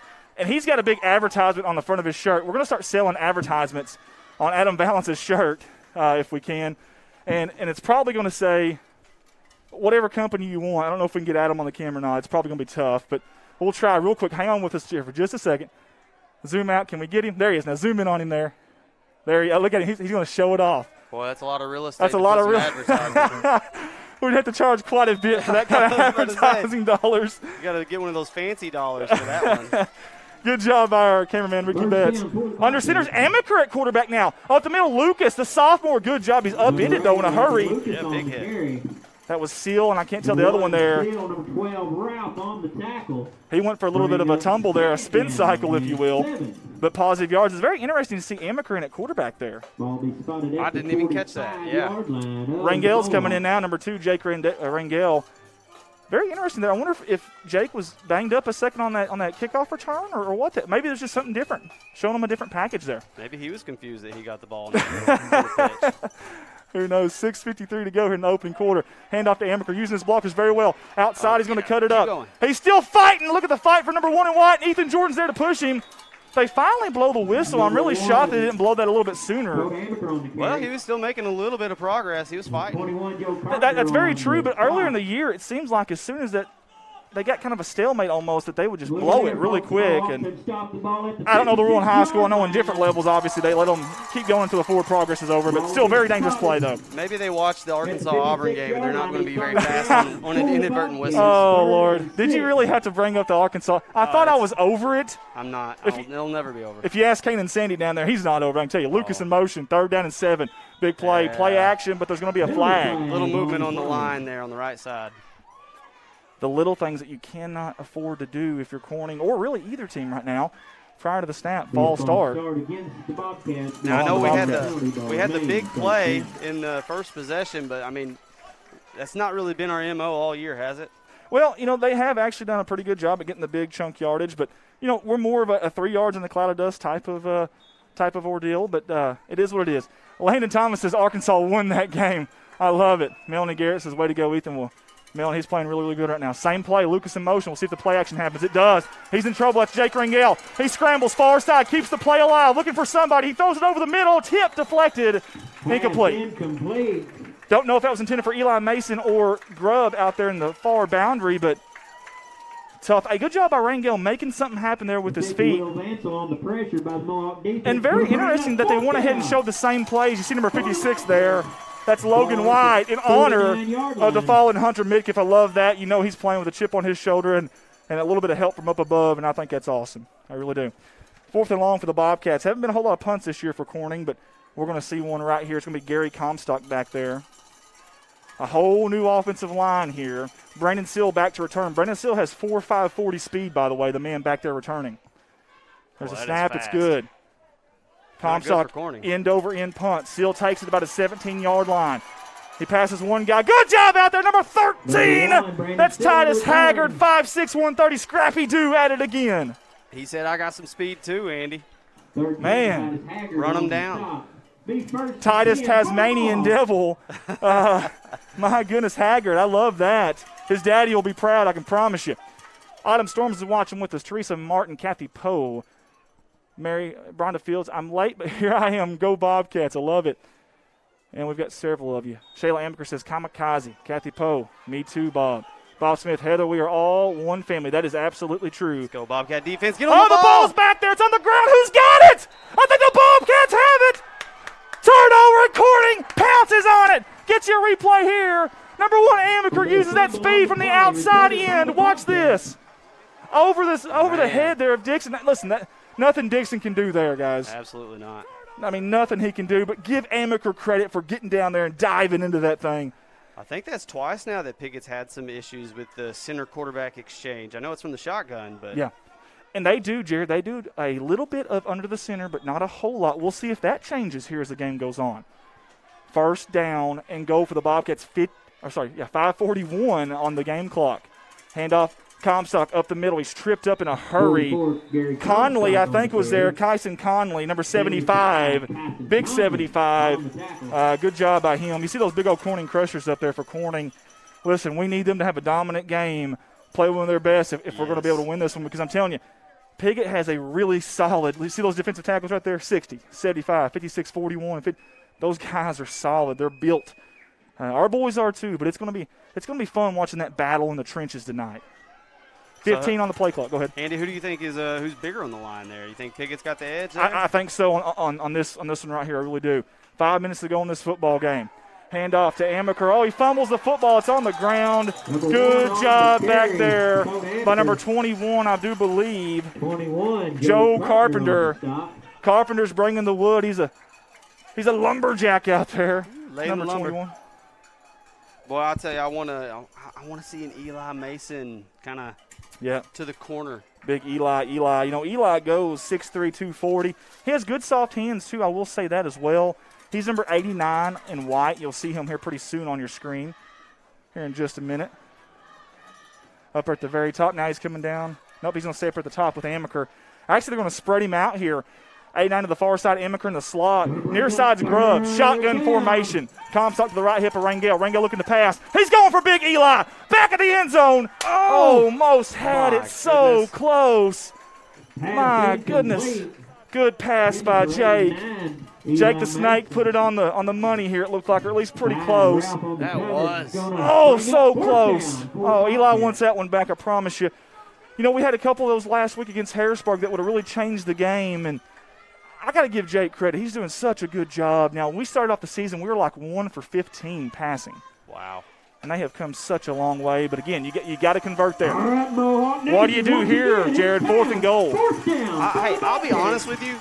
I like how Eli kind of zones in on the ball. Give it back to him. I mean, he dropped that pass, yeah, but he was there. He's where he needed to be. Double reverse. Lucas back to Rangel. They're going to pass it. Up in the air. It's a jump ball. Amaker. Oh, he almost had it. I love the try there. There is a flag, though. Is it holding or maybe a roughing the passer? We'll see. Probably looks like the part of the field where you would call a holding call, but, you know, maybe put our hands together. A legal man downfield, maybe. I'm not sure. Penalty flag against the Bobcats will be declined. Either way, of course, they'll decline the penalty, and it's going to be Piggott football. Good job by the Piggott Mohawk defense. 2 times in a row. They bend, but they didn't break the old plexiglass defense, if you will. Desiree Boyd, I love the try, though. Man, that was very unique. We haven't seen that all year. I mean, listen, Trevor Poe and company over there, they're throwing out all the stops tonight. Don't blame them. It's the Rice Bowl, Andy. I mean, you got to make it interesting. I totally agree. 4:02 here in this opening quarter. 20 seconds on the play clock. Shotgun formation, as you've seen all night. 4 wide. Running back Parker to the right hip of Dixon. 13 on the play clock. They're bringing a blitz. Is Corning up the middle. Good tackle by Comstock. Gary, the true beast, as they call him. Listen, this guy is unbelievable. 4.7 40 speed, 285-pound bench, 275 power clean, all-league linebacker last year, 102 tackles. This year, 81 tackles, 2 forced fumbles, 4 tackles for loss, 2 sacks, 1 pick. He's all over the place, number 44 in white. He makes me so indecisive. I don't know if he's better on offense or defense. That guy is just incredible. High snap. Somehow gets it to Seal was Dixon. Seal's got a lot of speed. Grubb brings him in. Good job. Oh, I hope he's okay. Number 1, Brandon Seal. Man, Crosby and Grubb there. They're checking on him. I hope he's okay. That looked really awkward. He's doing pretty good. That's a tough kid right there, number 1 for Piggott, Brandon Seal. Jared, if I got tackled like that, I'd be out for at least 6 months. Yeah, I think I wouldn't be getting back up from it, that's for sure. Hey, big 3rd down here. 3rd down and short for Piggott. What do they decide to do here? 3rd and short, you got to stack the box, in my opinion. No safety for Corning. Man in motion. That's Ralph, quarterback keeper. Oh, he got a really good block. Grubb's got to catch him. If he don't, Davis is the only one that has a shot. He's got the angle. I think Dixon's going to score. He does. Touchdown Piggott. Just like that with 2:50 to go in the opening quarter. Big play, a 3rd and 3. No safety back, and they just cannot catch him. I'm assuming some linebackers probably cheated up, tried to fill some holes, and they just zipped right by him. Yeah, and listen, good block by the lead back there as well. They used the back there as a blocker, and he did a really good job. 6-2 Piggott here in the opening quarter. Listen, we talked about limiting the big plays. If you're the Corning defense, you've got to find a way to do that. And Piggott just broke one right there on a quarterback run. Listen, if you're Corning, though, you could easily be up by, you could easily have 14, 16, 12, whatever with the 2-point conversions. But again, give Piggott's defense credit. And here comes the Piggott offense. Ralph in motion. Dixon, snap, it's good. Flag route. Good job by Amaker getting a hand on. Did he still catch that? Oh, my goodness. Wow, watch this again. My goodness. Logan Ralph. How does he catch this football? Check those gloves. There's got to be some stick on Watch there. this. That's incredible. Wow. You got to give credit when you see it no matter what team it is, and that was fantastic right there. Heck of a catch. I just hate to see it against my team, though. I totally agree with you, Jared, but man, what a catch. That was beautiful. Hey, 269 of y'all on with us right now. Tony Williams is on with us. Angie Potts says touchdown Mohawks. Randy Lowe, Mohawks. Jania Sisson says woohoo. David Stevens also on with us tonight. Cindy Ames says we love our number 44, Gary Comstock. Jason Edwards, Corey Smith. Sharon Byers says go Cats. Hey, thank y'all for tuning in. Hey, share this feed for us because we've got some college scouts watching tonight. We may have some more if you can share this feed for us. Pamela Reed says, yes, we do. Love my grandson, number 44, Gary Comstock, the Beast. Woo-hoo. David Stevens. Barbara Beaver says, way to go, Logan Ralph. And I tell you, Barbara, he had a heck of a catch there. Got to give him credit there. Parker to kick off here with 2:50 to go in the opening quarter. End over end, high arching kick down to about the 20. Let that one go. That would have went out of bounds. They're going to fake the reverse this time. Now they're going to do it to Rangel. Lucas trying to get a block. Jake trying to get something going out there. Finally pushed out of bounds at about the 25-yard line. Jake and Comstock, that is the two sides that I want in my Rice Bowl. That duo right there in the backfield, those guys are such good runners. Totally agree. Listen, watch out later on if there's another kickoff for the fake there with Amaker with his 4.5 40 speed. They may fake that toss there on the reverse, and he may be gone. Very true. He's a big play type of guy. The old Nick Saban style of special teams and offense, setting up a play for later, showing them over and over again and setting that up for the second half. Watch that if there's another kickoff by Piggott. Hayden Garrett, Sheila Dunlap's also watching with us. Cody Blasco told you, go Mohawks. Nathan Cochran says, let's go Cats. Veronica Castro says, go Bobcats. Jake, far side. He's trying to get the edge. He's got the edge. First down for the Bobcats. Oh, is that a late hit? It's awful close. Either way, they run him out of bounds. And Jake Rangel with a first down for the Bobcats. Hey, good response there. Get the crowd out of it here. Settle down. And let's move this football. Jake has been unbelievable here lately, number 2 in white right there. Yes, sir. Jake and Gary. Gary and Jake. Keep feeding those two guys. Jake has 568 on the ground at 7 yards per carry and 4 touchdowns. And, hey, 4.7 40 speed, and he squats 475 at 5'7", 200. Kid's got some big old legs now. Yeah, you're not going to arm tackle that. It's tough. It really is. And he does a really good elusive kind of plant his foot, move just a little bit to where you can't make a lot of contact. If he put a 0 to the right side of the 2, he kind of looks like Barry Sanders almost out there. Beautiful. Hey, Lucas up the middle. Good job there. Good run by Lucas. I thought there was a face mask there at the end, but either way, got a yard, maybe 2 positive yardage. He kind of came up upset. Maybe he thinks that too. Yeah, and here's something else too. Listen, it's week 10 of the season. Your MO is your MO. Listen, you may throw a trick play here or there, but at the end of the day, this is the style of offense that Corning has done all year. They're going to have to make this work against this Piggott defense. Shay Montgomery, I see your comment. I love being here. I love doing this with Andy. This whole crew is, I'd say, the best streaming football crew I've ever seen. So. Hey, you're a part of this too, my man. You've been a part of it from day one. 2nd down and 8 for Corning, 1:50 to go. 3 on the play clock, though. Got to hurry up under center. I formation. They run into each other. Crosby, far side, trying to get the edge. He's going to cut it up. Be brought down by number 56. That's Logan White. And 21 back here, Joe Carpenter. Good pursuit by the Piggott defense. But how many times tonight have we seen Corning either run the wrong way or bump into each other? It's the small things sometimes. I'm not saying it would have made a difference there, but, an extra step or two might have. It really is. Can't get behind the chains. Now we kind of got a 3rd and long. Got to probably pass the ball here. Really predictable. Yeah, absolutely. We'll see if Piggott has a safety here. If they lock, we'll see if they bring the kitchen sink. Now, they may pin their ears back here if you're Piggott and come after the quarterback. 2 wideouts, top of your screen. Grubb, Crosby in the slot formation. Comstock to the far side. He's in motion. Jake scrambles to his right, looking to pass. He's got a man there. It's going to be picked off. Incomplete. I'm sorry. Incomplete. Oh, I thought that was picked off, too. I did, too. Good job by number 7 there, and that is Hayden Emerson.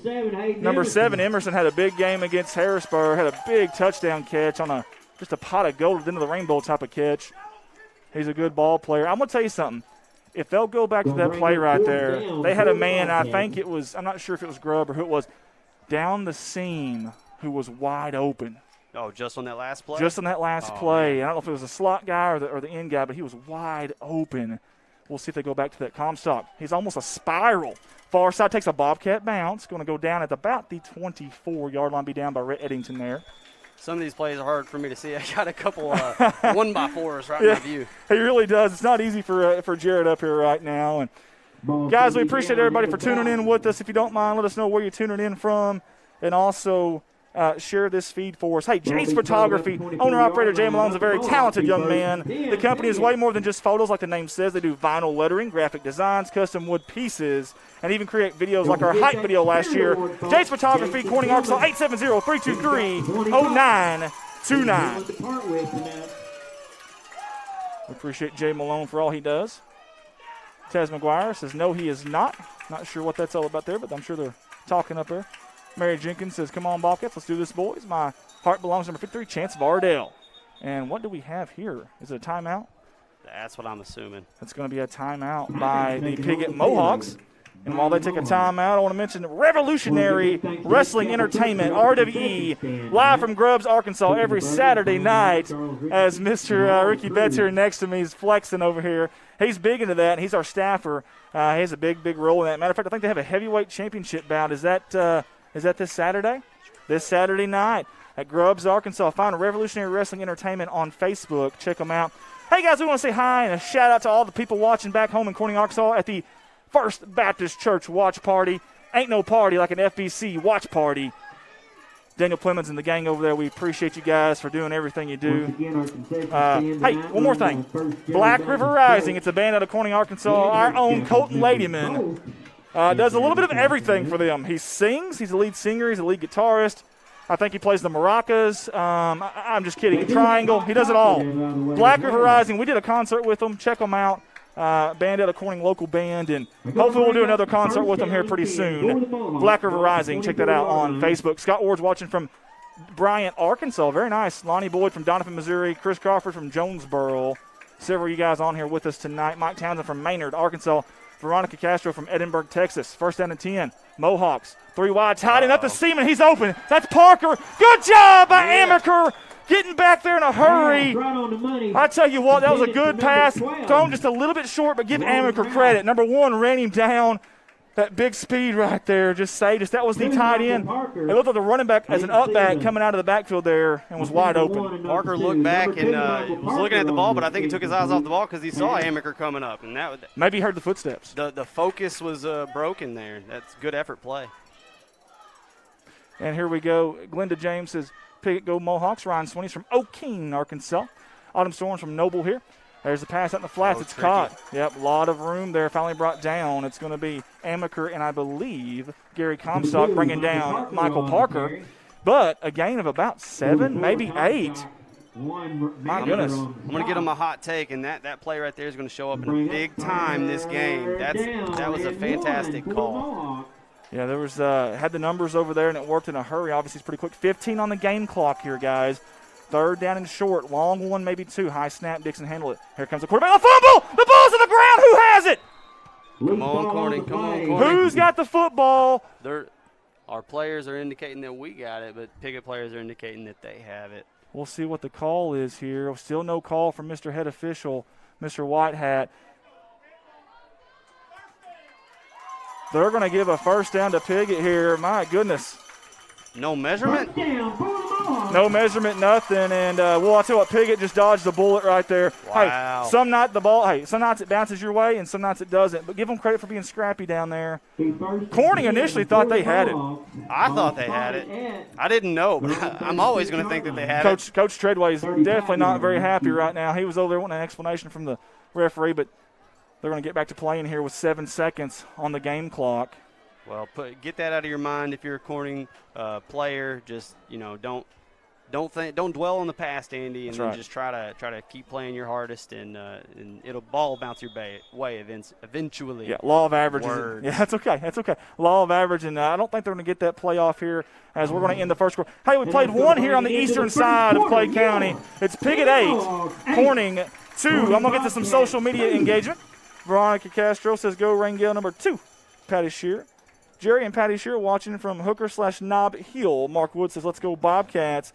Judalyn Pritchett says go Cats. And we have several of you guys on. Allison Conley says go number 75. Taz McGuire watching from Rector, Arkansas. Thank you guys for tuning in. Steve Wiles watching from Reno. Go number 58, Charlie. King Wanda Roark is watching from McDougal. Jessica Nickinson from Taylor, Arkansas. Jason Dunlap is go Piggott from a Rivercrest alum. Well, there you have it.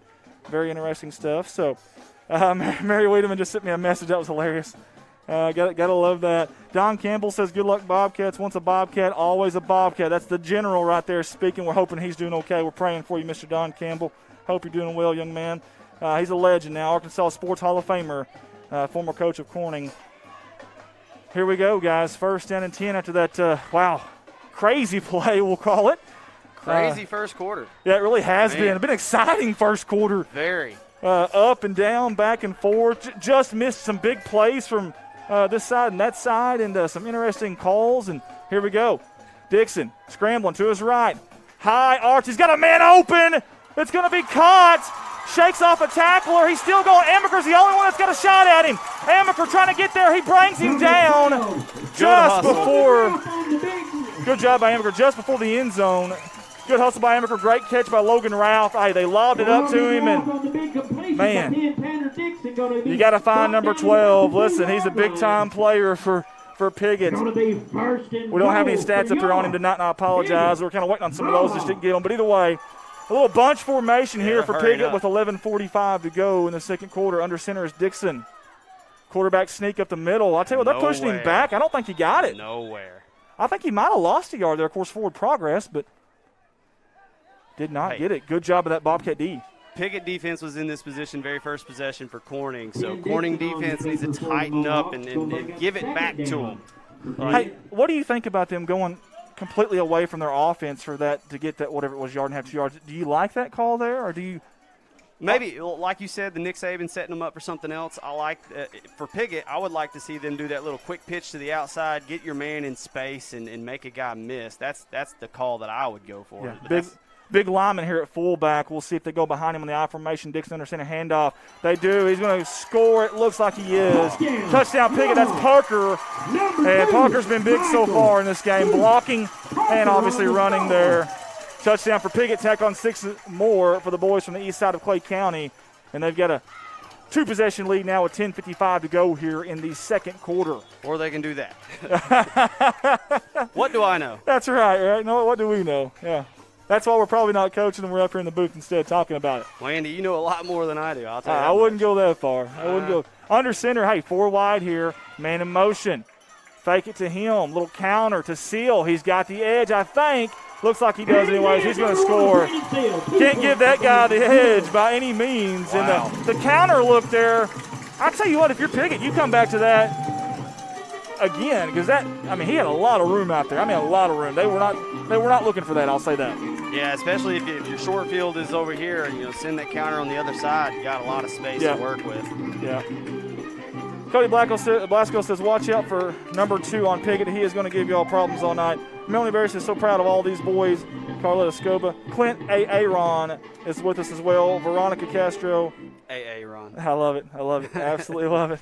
Good reference. Jania says, way to go, Mohawks. Jonah Davis is also watching with us. Bruce and Brenda Magoo, love you, Coach Don Campbell, playing hard. Yes, we definitely are. Definitely are. Hey, good crowd here from both sides tonight. I will say that. Very good crowd. Yeah, it's as packed as you can possibly get it, I guess, legally with the state guidelines and such. You see the cheerleaders there for Piggott, giving them a little bit of air time. I know we're Corning Sports Report, but we always try to give a little bit of love to the other teams too, especially if they don't have a team streaming them that much. So here comes the kickoff. It's an onside kick. Good job. Who was that up there? If we can get a number there. 60. Fisher Francis. Fisher, I love. He's got a great sense of humor.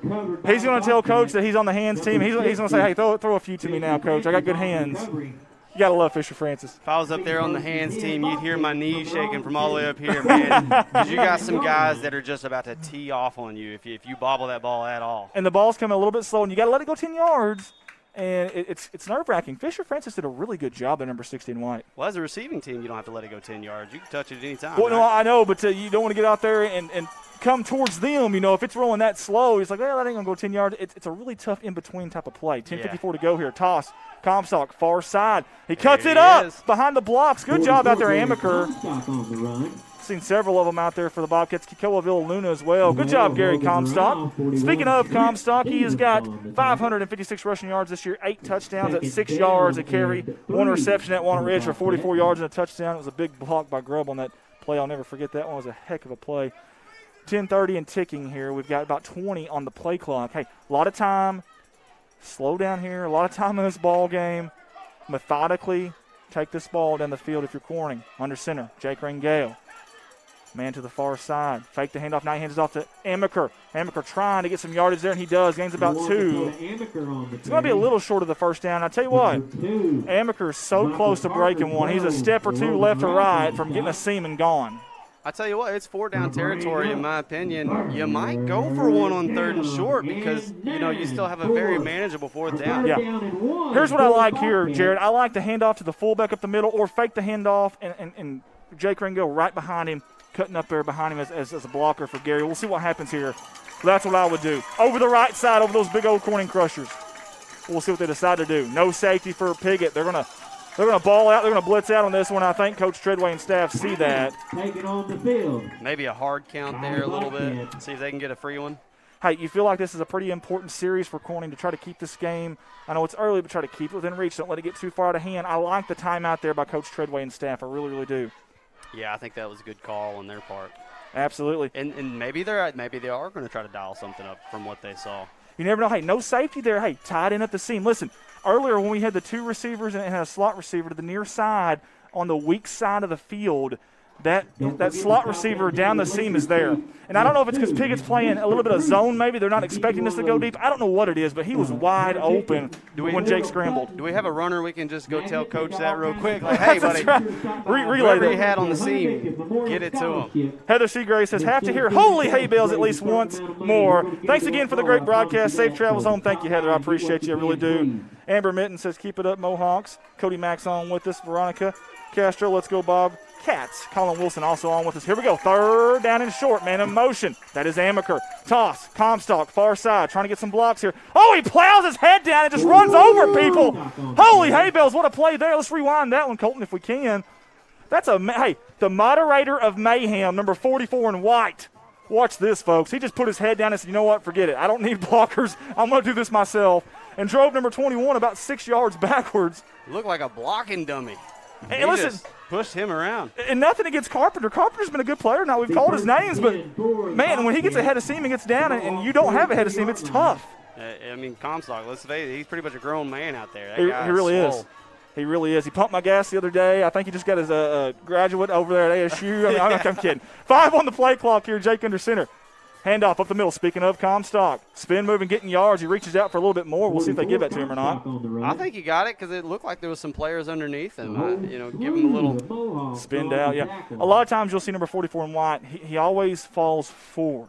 Always. And you love to see that. And that's all bottom half, man. That's all from your hips down. Andy, did you teach him that? No, I did not.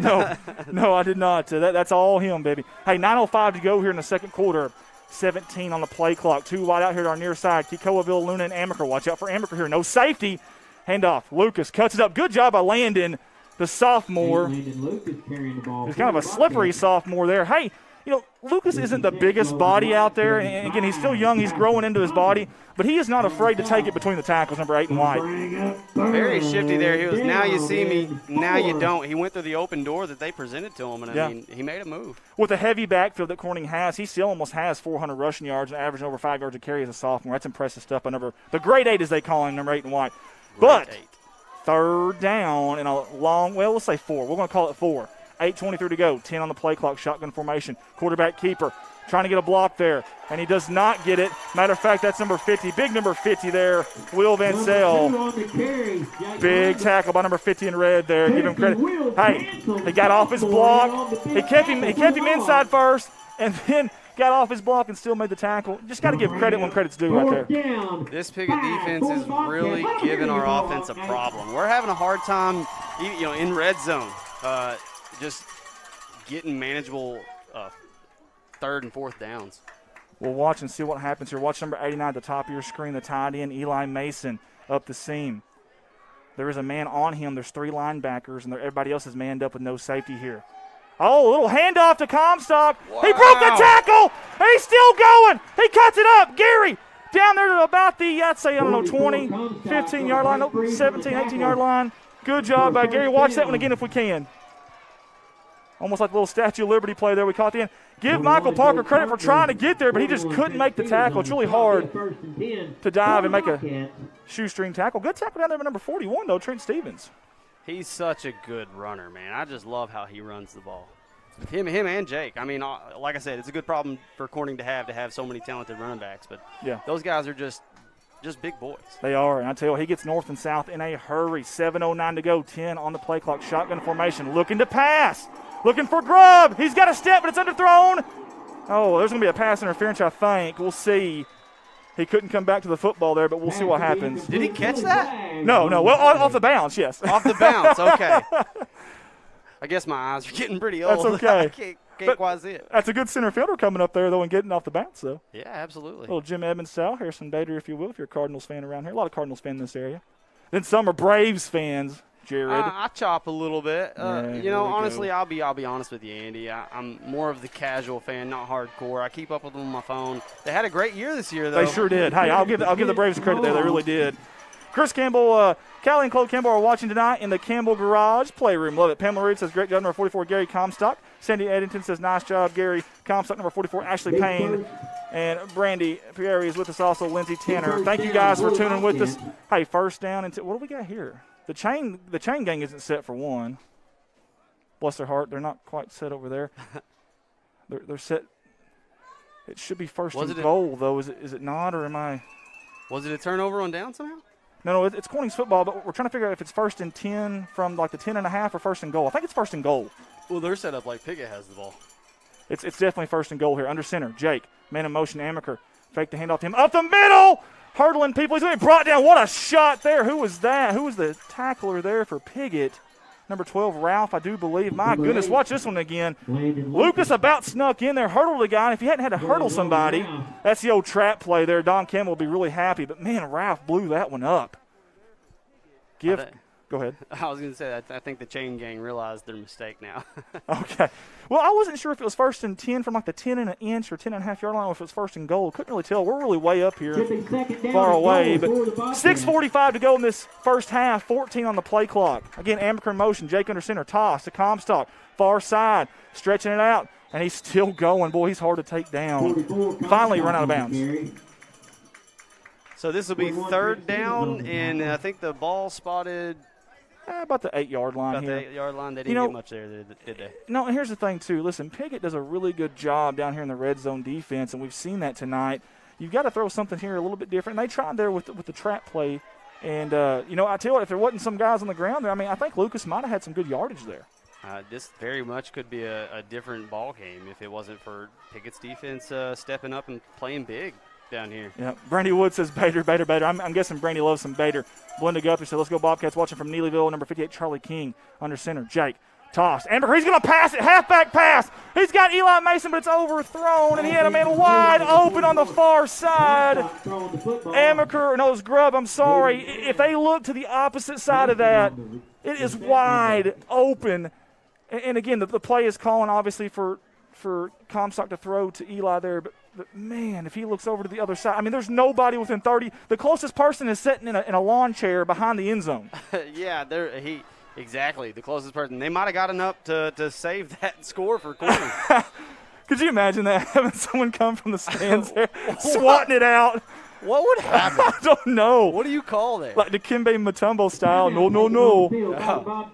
Boy, he was a great defender, wasn't he? Oh, my goodness. Mount Mutombo, they called him. Hey, third down and goal. Is it fourth down and goal? I'm sorry. I honestly lost count here, Jared. Is it third or fourth down? I believe it's fourth down. It should be fourth down. It still says third down and goal on the sideline marker. It still says third down and goal on the scoreboard there. We got 6:33 to go here at Parker Field in Piggott, Arkansas, before the end of the first half. Just got notified. JR has said that it is third down, so we got a little verification there. Very good. Thank you to our CSR staffer, J.R. Rourke. Hey, guys, pause for a change. A 4-H community project is hosting a project on November 7th at B&B Studios for their furry friends. Project aimed to help out local animal shelter at Pocahontas and Corning's Dog Pound. Any donations are appreciated. Find Pause for a Change on the Facebook page. Again, November 7th is their project that they're hosting. Pause for a Change, a 4-H community project. Again, find Pause for a Change on their Facebook page. Several of you guys tuned in with us tonight. Thank you all for tuning in. Share the feed again for us if you do not mind. Autumn Kazi says, watching from Corning, Arkansas, go Gary Comstock. 4 wide here, shotgun formation. Jake looking to throw. He's going to be sacked from behind. To give credit to number 41, Trent Stevens. A big play right there by number 41. Blindside rusher, man, that's dangerous. Yeah. They're saying it's fourth down. I don't know what it is, but I feel like that should have been a turnover and downs there, but maybe I'm wrong.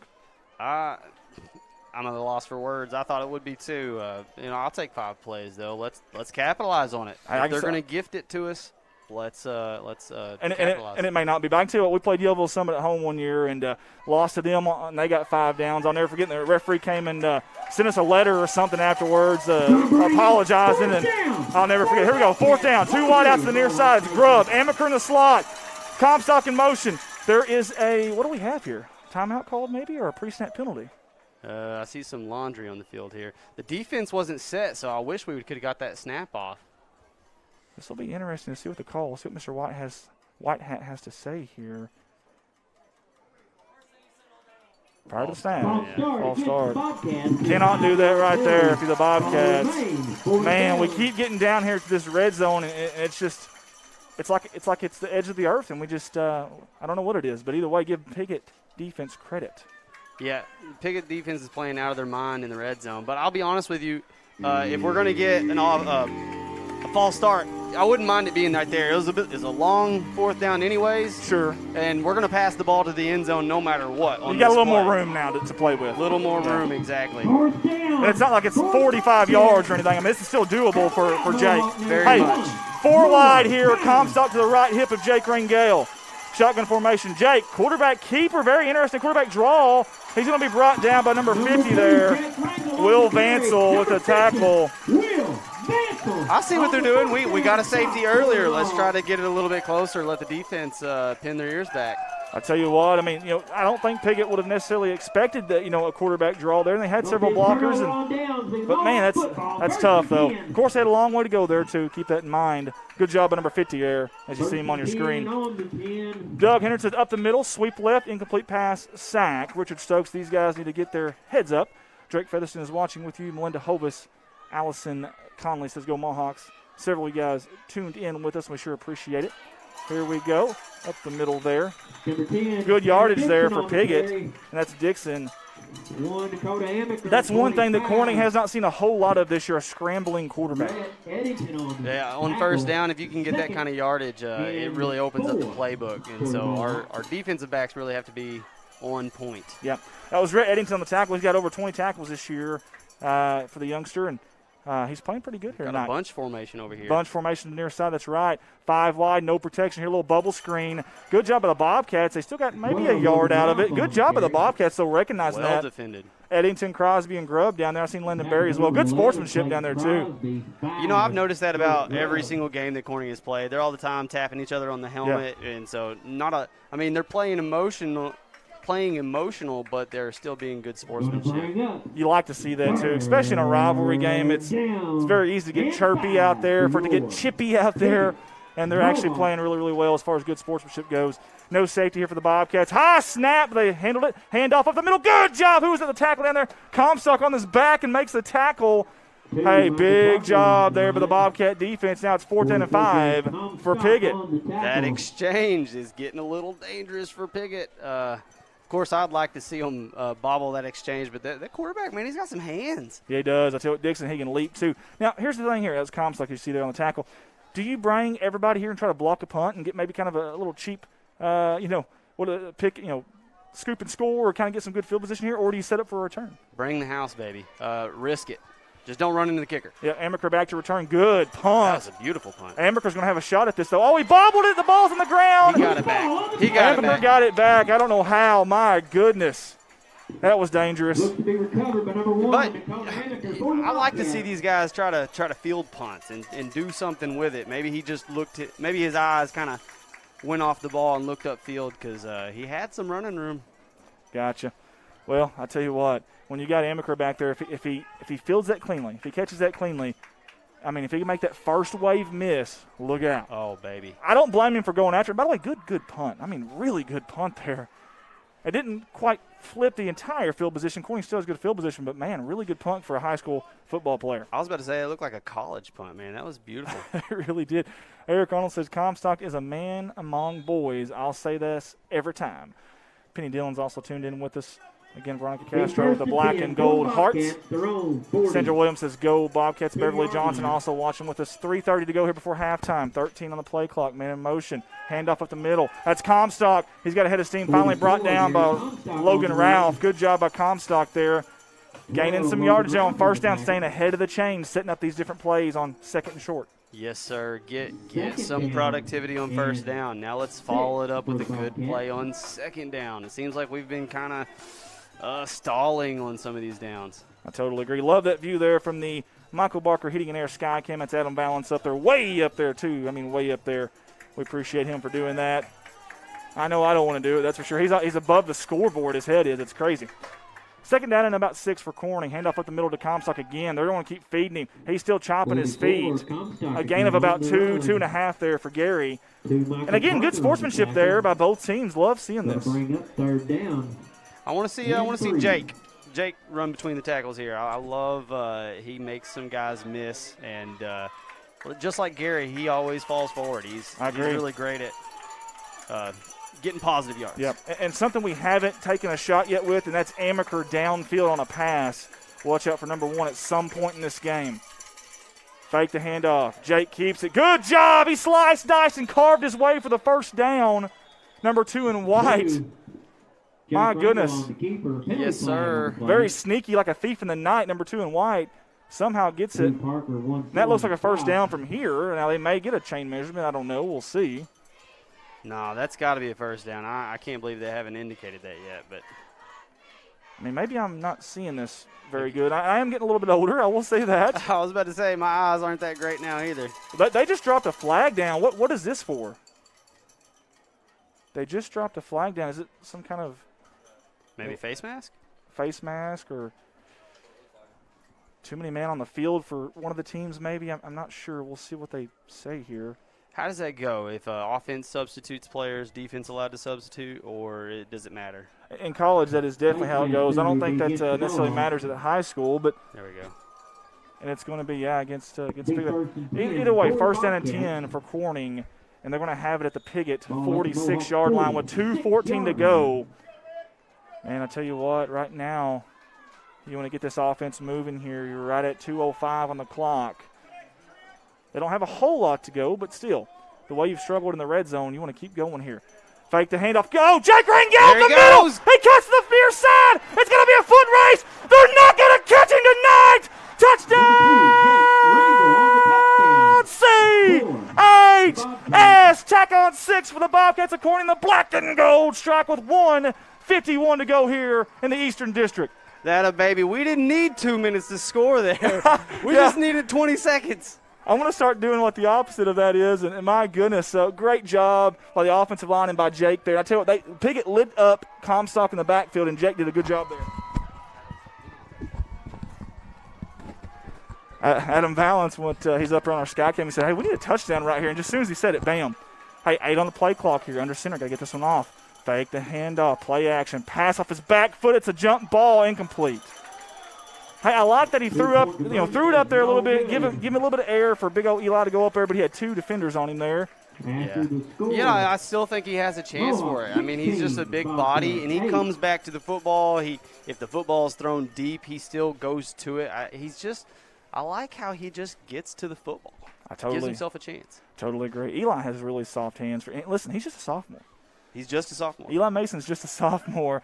And I tell you what, though, you feel like 2-point conversion is going to be very – you see Adam there on the sky cam. My goodness. He's up there with an eagle soar up there in the pine trees. I don't know how we fit him in there, and I can say that because I love him. But he's done a great – I don't know what those hand signals are, and I apologize for anybody watching at home. It's a one-possession game, but, hey, you feel like it's going to be a close game. Those 2-point conversions are very important, and give Pickett's defense credit there for getting a stop there. Hey, Jared, I'm going to tell you something. There's 3 things in life that are going to happen. Death, taxes, and Rocky Flores onside kicks. Well, let's recover that Rocky Flores onside kick. Here it is. There is the onside kick. Takes the bounce. It's still on the ground. Who's got it? This will be interesting. Piggott thinks they have it. There's no signal yet. It is Pignett's football. Boy, I'll tell you what, there's a helmet off there, and that was number 5, Ethan Ralph. Hope he's okay. That was very dangerous and very close. The only bad thing about that is whenever you don't successfully get that, you get Piggott with good field position. Of course, they're a high-powered offense. There's 1:48 to go. They got plenty of time here to get down the field. Yeah, I mean, thus far from what Piggott has shown us, they don't need a short field to score. Yeah. Those guys have been explosive, and they're fast. If they break a couple tackles, you might not catch them. That's right. Bronnefield says, yay, happy to see that touchdown. Go, Cats, go. Taylor Hamilton, Brock Kepner, Desiree Bird, Sherry Ray's on with us as well. David Leach, thank you guys for tuning in. Autumn Costi says, go, Jake. Melinda Wallace, woot, holy hay bales, what a sprint. And we'll get several of you guys on with us tonight. Get it out there, share it out there, say, hey, we got a one-possession game here right before halftime. Piggott will take over, though, at their own 47-yard line. Again, 1:48 before halftime, 8 on the play clock. Under center, a little different, man. A motion seal. Fake the handoff, end around. Handoff, it's good. Good job. Oh, he didn't bring him down. Ralph is still going. Ralph has got a big game here, but there's a flag. Is it a block in the back or a hold? He's still going. My goodness. You got to think that's against the offense. I would think so over there on that far edge, and it's the sideline judge went through it. It'll be really interesting here, but give Ralph some credit. My goodness. He was very elusive, just stiff-arming folks and just really avoiding contact real well. Real quick, too. We'll see what the call is. Good job, our cameraman, getting Mr. Whitehat on the video screen there for you. He's been busy tonight, has Mr. Whitehat. I don't have his name, but yeah, there you go. Block in the back, and that might be what sprung him loose. But either way, you still got to give him credit for the job he did out there. Yes. So is that a spot of the foul type of? I believe it is, and that's why it's going to bring up a first down. And I think, and what is it, 8 there, maybe? Yeah, 8 or 9. 8. So 1:35 to go. The clock is running. 20 seconds on the play clock. They got 2 receivers out there, 3 to the far side. This may be an illegal formation. The far side receivers off the line of scrimmage. They have 5 off the line of scrimmage right now, and there's no call here. They're going to go deep. They're going to go for number 7, Emerson. Parker Davis is out there. Oh, my goodness. It drops. Big-time play for Piggott there. I'll tell you what, Parker Davis has done a great job all year long, and I think, honestly, I think he lost it in the lights, to be honest with you. Yeah, it looked like he had a beat on that the whole time. I even said interception. Yeah, and then just last minute, I don't know, again, maybe lost it in the lights, who knows. But 1:08 to go here before half, and Piggott's driving. 4 wide out, shotgun formation, handoff to the running back. No, they fake it. Keeper, Dixon's got a lot of room, maybe a block in the back. I don't think they're going to call it. He's going to score. Man. Touchdown, Piggott. Just like that. Didn't take them very long. Number 10, Tanner Dixon on the score. 58 seconds here before halftime. They scored in a hurry, did the Piggott Mohawks. They did. Well, it's like you said, an important defensive play here on the 2-point conversion to keep it just a 2-score game. Here we Well, go. it would still be a two-score game. But You got 16. You still have to make your 2-point conversions. yes. Charles Smith says, let's go Cats. Karen Guthrie's also watching with us here. 4 wide. Trips to the near side. Shotgun formation. Parker to the left, hip of Dixon. They're going to be a pitch there. Oh, my gosh, he actually got it. And good job by Parker finding the hole down there for the 2-point conversion. Piggott 24, Corning 8. Maybe I should have said a go-ahead type of two-score game, because if we would have converted, stop them there, get 2 touchdowns, convert our 2-point conversions, and go up by 2. But now we have to convert 2-point conversions just to tie it. So Yeah, different animal now for sure. But here's the thing. Just like that, Piggott scored. I mean, it didn't take long. They had one big passing play. And again, no matter what happened down there to Parker, he's been really good at that all year, covering that type of play. I know he's beating himself up. But, again, it looked like he had a beat on it, like you said, and he just – I don't know if he lost it in the lights or what happened there. But yeah, and they missing a pre-snap penalty with illegal formation too. Yeah, it looked like the receiver at the top side was off the line of scrimmage, which would have had 5 off the line. People, yeah. You can only have 4. Yeah. 7 on and 4 off. But either way, it was close, and it ain't like it made a difference in the play or anything. Give Piggott credit. Emerson made a great catch. You know, he made a really good catch Monday night against Harrisburg as well. I mean, a really good catch. He's a baller now, and that's the thing about Piggott. They got 3-4 receivers that can go deep on you anytime. And it seems like they're finding ways to get the ball to them. They really are. Here's the kickoff. It's kind of a squirrely kick. It's going out of bounds. Almost hit the referee there. The referee kind of did a little dodge there, just a little like a little hip check there to the side. Are we playing dodgeball? Yeah. Might be. What are the 5 Ds of dodgeball? Dodge, dip, duck, dive, and dodge. Great Love movie. it. If you can dodge a wrench, you can dodge a ball for sure. That's right. That's right. 7 tons of irony there. Hey, 58 seconds to go here before halftime. Corning will take over at their own 35-yard line, down by 2 scores. We've got Angie Potts on, says, way to go, Mohawks. Randy Lowe was that fast. That looked fast. Randy, it looked extremely fast, just to tell you the truth. Adam Duckus says, good job, Mohawks. Kelly Watson's on with us. We appreciate her for tuning in. David Black reporting in from Greyhound Land. Appreciate you, David, for tuning in with us. Adam Duckus, how's that face tattoo coming along, Andy? The Mike Tyson face tattoo, that's right. Do they make temporary ones of those? I don't know. Keeper, Rangel up the middle. Oh, good job by Jake. Somehow got away. Very elusive. Very elusive. Jake the Snake. Jake the Snake. That's right. I like it. You got to let the deuce loose every once in a while. And, again, I'm still waiting for number 1 Amaker deep on a pass here. Clock is ticking. Do we have any timeouts? I think we don't. No, we don't, actually. I don't think we do. We used 2 of them for sure there on the first drive and the second drive. So I know we have 2 gone there. But I keep waiting for Amaker down the seam here on a fly route, maybe a wheel route. Is this a time where you might use it here? Because if it does get intercepted, there's not a whole lot of time for Piggott. So he is in the slot. Here we go. We're not see. playing with any urgency. 15 seconds. There's a snap. Misdirection. Handoff Lucas. He's got some room. Second wave there. Going to be brought down right before the first down marker. Actually, right on the first down marker. And I was going to say, that clock's got to stop there. Yeah, I was going to say. It wasn't stopping. Yeah. Reset the chains. It finally stops at 6 seconds. And now it's already going before the chains are even set. Either way. It's going to be in the first half either way. But still. I would like to take one more shot. Yeah. Hey, guys, we played one half of football here on the eastern side of Clay County. Piggott, 24, Corning, 8. All right, guys, and hey, you got several of you guys on with us right now. We sure do appreciate y'all for tuning in with us. You see Adam up there. Bless his heart up on that sky cam. That's a long way from the field. Oh. We need to figure out how to just crop out the scoreboard? No, the sky lift. Yeah. Just have them like hover up there. Yeah, we could crop at the scoreboard and put like a hawk up there or something, or like an airplane. Yeah, maybe exactly. Put some clouds in there. Yeah, gotcha. Well, I'll tell you what, Jessica Russell's on with us. Michael Embry is on with us as well. Mary's on, Katie Johnson, Trenton James, several of you guys on with us. Eric Arnold says, loving the sportsmanship tonight. I remember when it was always ugly. Hey, I'll just tell you the truth, Eric. Back when we played it, I just tell you the truth, it was. I don't know how else to say it. It get chippy at times, man. You'd hear a lot of chirping. When you're on the bottom of the pile, you would start getting pinched. You would start getting things twisted that you didn't want getting twisted. And it was tough times back then. I know these boys were playing with a little bit more maturity, I guess, than we did back then. So. Well, I'm still pretty immature, if I'm being honest. But, maybe something has to do with the fact that, the world's a little bit more connected than we were back then. So, some of these guys might be friends on social media and hang out on Fortnite or whatever it is that these guys do. Fortnite's a thing. You don't know what Fortnite is? Okay. I will say this, though. Keep in mind that they had some things happen here at Piggott this year, obviously, and some really tough things with Hunter Midkiff. And coming over here doing that funeral, that was a special moment, at least for me, seeing the county come together like that. That was really, really neat and very, very special stuff. And I know the cheerleaders are out there right now. We'll try to get you to them as well. Colton's doing a good job there as you see them for Piggott. We always try to give the other team a little bit of show time there if we can.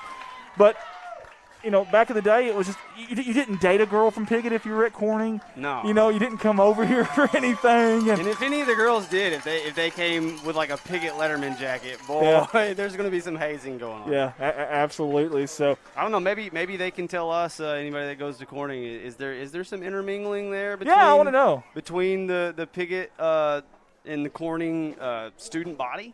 Like, is it just a casual dating scene now? I don't know. I don't know either. Not that I want to know about teenagers dating, and I'm sure parents don't either. But is there more parents intermingling? Go away. This is our eHarmony part of the CSR telecast. CSR Harmony. You see Old Man River there. He's doing a good job on a camera. So is J.R. Roark. We got Ricky Betts there. Jared to my side. Jared from the great class of 06, the greatest class to ever walk the roam the halls of Corning High School. We got Colton Ladyman over there. Desi Earls on the camera as well. And then Adam Valance way up and like in a different zone up there. I don't know. Yeah, he's in the stratosphere. Yeah, he's up in the clouds up there. All right, let's get to some comments here if we can. Amber Leach says, yes, there is now, but not in my day. There we go. So now we know. Mary says, come on, Bobcats. Heather Seagraves, these Corning men are showing a lot of class. Heart, thank you. Jackie Wallace, can you get a shot of the Rice Bowl trophy? Jackie, I think we can do that. If you'll give me a second, I'll go to this camera and I'll try to find that trophy for you. Give me just a second, okay? Cody Blasco says Corning had no chance in this game. Piggott is winning state. Okay, very good. Mark Farrell, time for a big comeback. Pamela Reed is watching. All right. Okay. Some love over here on the YouTube side. Comments. We've got Texas Evil Angel 77 watching from Dallas, Texas. Thanks to Andy Earls and crew. Number 67, Dakota Wilkins, and the whole Bobcat team wish you the best. And Minnie Mason watching from Marmaduke. Go Bobcats. Number 5 with love. Miranda Smith. Go Cats. Justin Coleman. They tripped Mason after the play. Well, that's not very sportsmanlike. Yeah. We were just talking. We were just talking about that and good sportsmanship. And then we didn't catch that. Oopsies. Yeah, there you go. Amber Murray's on with us as well. Eric Arnold. Hey, we have improved and are getting there. Kind of like the Razorbacks, it takes time. Last year it would have been 60-0 by now. Hey, I'll say this Corning Bobcat football team, it wasn't long ago. They had the state's longest active losing streak, and they really have. They have turned huge corners. Again, give Piggott credit so far early on. A lot of football left to play, though, guys. We're not done with this game yet. And listen, we want to thank all of our sponsors. Man, we had so many sponsors jump on with us this year. It's been unbelievable how many sponsors in a global pandemic, if you will. Wasn't even sure if we're going to play or not, and you guys jumped out there and jumped on, and man, we're just so thankful for that. I don't know what we'd do without you. You supported this thing from the very beginning, and when I first came to you last year, I didn't have anything to prove. I didn't have any video to show, anything. And man, we had 30-something in a small town with a football team that had just lost 42 straight games, and they didn't care. Man, they supported a good cause. There are a lot of listen. I know you watch the TV, the news, you read the paper, you see social media. There's a lot of negative stuff out there, but I'm telling you, there's a lot of good people in this world out there, and especially in this county. I love it, and it makes these Friday nights a lot of fun. And hey, I don't know if we can do it. Is Kanan still over there? He is. I tell you what, guys, we have got 10:47 to go. I think this is a good time to give our sponsors a little bit of love. I'm gonna go check on Kanan real quick. I'll be right back. Colton's going to get you out to the sponsor video there. Real quick, Danny Graham says, I am a CSR fan. Great job, guys. Ready to watch my Colts tomorrow night. Randy Road Corning is a much improved squad. Thank you for that. We appreciate that. Guys, we will be right back, I promise. I'm going to go check on Kanan down there and the family. We'll be right back at these words from our sponsors.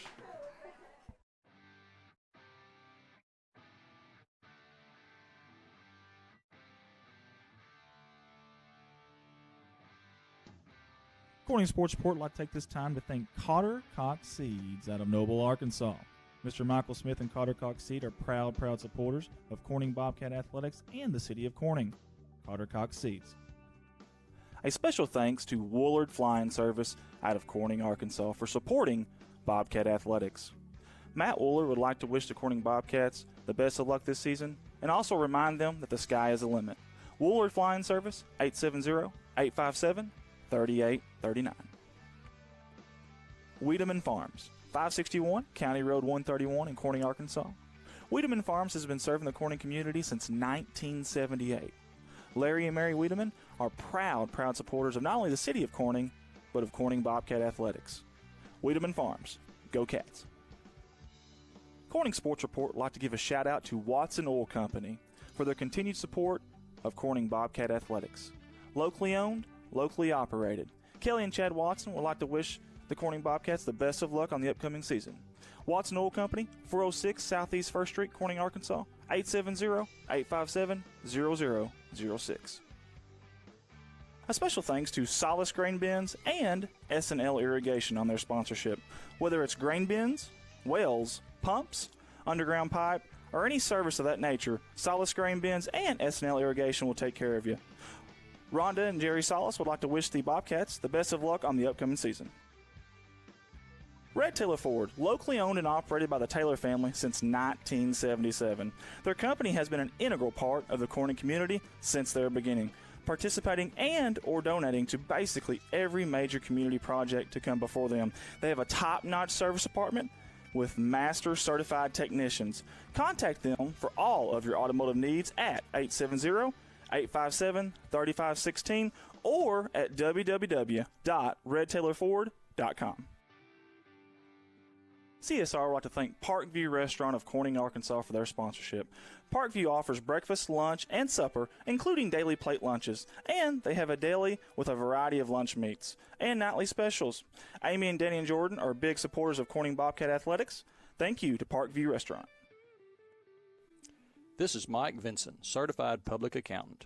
I've been a Bobcat fan for as long as I can remember, having worn the black and gold as a student years ago. Join me in supporting our students as they proudly represent our school and community. And come see me on 2nd Street in downtown Corning for all your tax and accounting needs. Go Bobcats. Keith and Rhonda Turner of K-Ron Farms would like to encourage the community to support the students of the Corning School District. Whether it is a sporting event or an academic accomplishment, these students are representing our school. We need to let them know how proud we are of them. Let's show our Bobcat pride. It's great to be a Bobcat. K-Ron Farms. The Corning Sports Report would like to give a special shout out to State Representative Joe Jett for sponsoring our endeavor. Mr. Joe Jett has always been active in the community, whether it's supporting the town of Corning or it's supporting Bobcat Athletics. This is a political ad paid for by State Representative Mr. Joe Jett. Corning Sports Report would like to say thank you to Jerry and Linda Turner of J-Lynn Farms. Jerry and Linda are sponsoring us with a black and gold package this year, and they are proud supporters of Corning Bobcat Athletics. J-Lynn Farms. Corning Sports Report would like to give a special shout out to Jeremy and Amanda Wiedemann out of Corning, Arkansas. Extremely kind-hearted people who not only support the community, but they also support the Corning Bobcat Athletics. Jeremy and Amanda Wiedemann. CSR would like to give a special shout out to Heritage Ag out of Hoxie, Arkansas. Serving Arkansas farmers since 1966, leading the farm equipment industry into the 21st century. Call Brody Morrow, salesman, at 870-886-6663 or 870-809-1822, Heritage Agriculture of Arkansas. First National Bank takes the banking experience and customizes it to fit you. Whether it's supporting your Corning Bobcats or saving you time by eliminating trips to the bank, First National Bank puts you first, always. Member FDIC and equal housing lender, First National Bank. Your local Farm Bureau insurance company introducing Ag Promise, an exceptional policy that protects everything farmers rely on. Ag Promise is a competitively priced, easy to understand, and tailored to meet your specific needs. That's Farm Bureau's commitment to you, and they have a team of local agents and adjusters ready to back it up. Give them a call today to protect your agribusiness. It's not complicated. It's a promise. Ag Promise, 870-857-6788.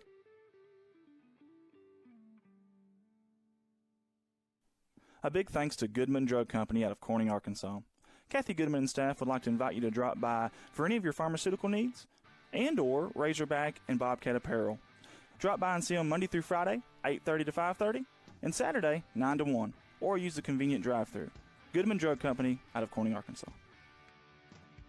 CSR would like to say thank you to Clay County Electric and Clay County Connect, a broadband company, for their sponsorship for Bobcat Athletics. To see if you're eligible for Clay County Connect, a broadband company, contact them Monday through Friday, 8 a.m. to 5 p.m. at 870-202-1990. Clay County Electric and Clay County Connect. A special thanks to Civil Engineering Associates for being proud sponsors of Corning Bobcat Athletics. 2 locations, one in Jonesboro, one in Poplar Bluff. Professional engineer John Seelig of CEA would like to wish the Corning Bobcats the best of luck on the upcoming season. CSR would like to give a special thanks to B&B Well Drilling out of Peach Orchard, Arkansas, for their continued support of Corning Bobcat Athletics. Brian and Lisa Bass are proud graduates of Corning High School, and they invite you to call them for any of your well drilling needs. 870-215-3808, B&B Well Drilling. The Corning Sports Report would like to give a special shout out to Boschlicker Brothers Farms for sponsoring our endeavor. The Boschlickers have always been avid Bobcats and avid supporter of all things Corning athletics. Thank you again, Boschlicker Brothers Farms. First Choice Healthcare in Corning, Arkansas, proud sponsors of Corning Bobcat Athletics, celebrating 25 years of community health care. Hey guys, we're back here live down here on the sidelines, on the Corning Bobcat sidelines. We're at halftime, Piggott 24, Corning 8.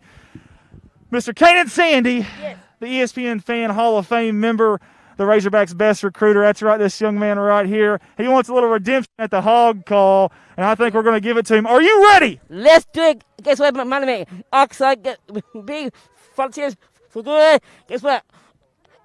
I pick Oxide over Fader. Oh, there's the upset pick of the week right there from the man himself, Mr. Kanan Sandy. Are you ready to call the hogs? Let's do this. Let's do it. Stand up and do it, buddy. We'll get our camera. Stand up, and we're going to call those hogs. Do your thing, buddy. We pick, say, hey. Pick, say, hey. Pick, say. What's the best? Let's be from this. We're going. Come on. Good job, baby. Oh, that's what I'm talking about. Did you see that? That is awesome stuff. Hey, I want to tell you something. Yes. I complain about the silliest thing, and then I see you, and you're all happy. And I'm going to tell you something. You bring a lot of happiness to a lot of people, and I wish I had your heart, man. I really do. I love you, and thank you for being here, buddy. Thank you. Guess what, my name is Oxa. Thank you, buddy. And guess what, Oxa? Maybe get on one win or not. I'll call you Oxa. Guess what happened? The Hawks is so good for me. My heart better. Let's big volunteers good. Yeah, favor. Let's give volunteers go down. That's right. They're going down. Listen, Hogs are good for his heart, and Kanan's good for all of our heart. I can guarantee you that. I love you, buddy. I really do. I'm so glad you guys made the trip. I really am. Guys, I'm going to send it back up here to Jared. We got 1:10 to go before we start the second half.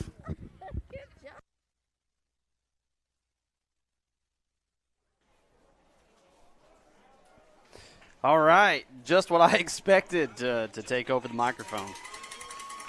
So, just as Andy said, we're less than a minute. Looks like the Corning Bobcats are on the field getting warmed up, and the Mohawks are just now coming out to the field to get warmed up. So far what we have is Pickett's defense is being very stingy.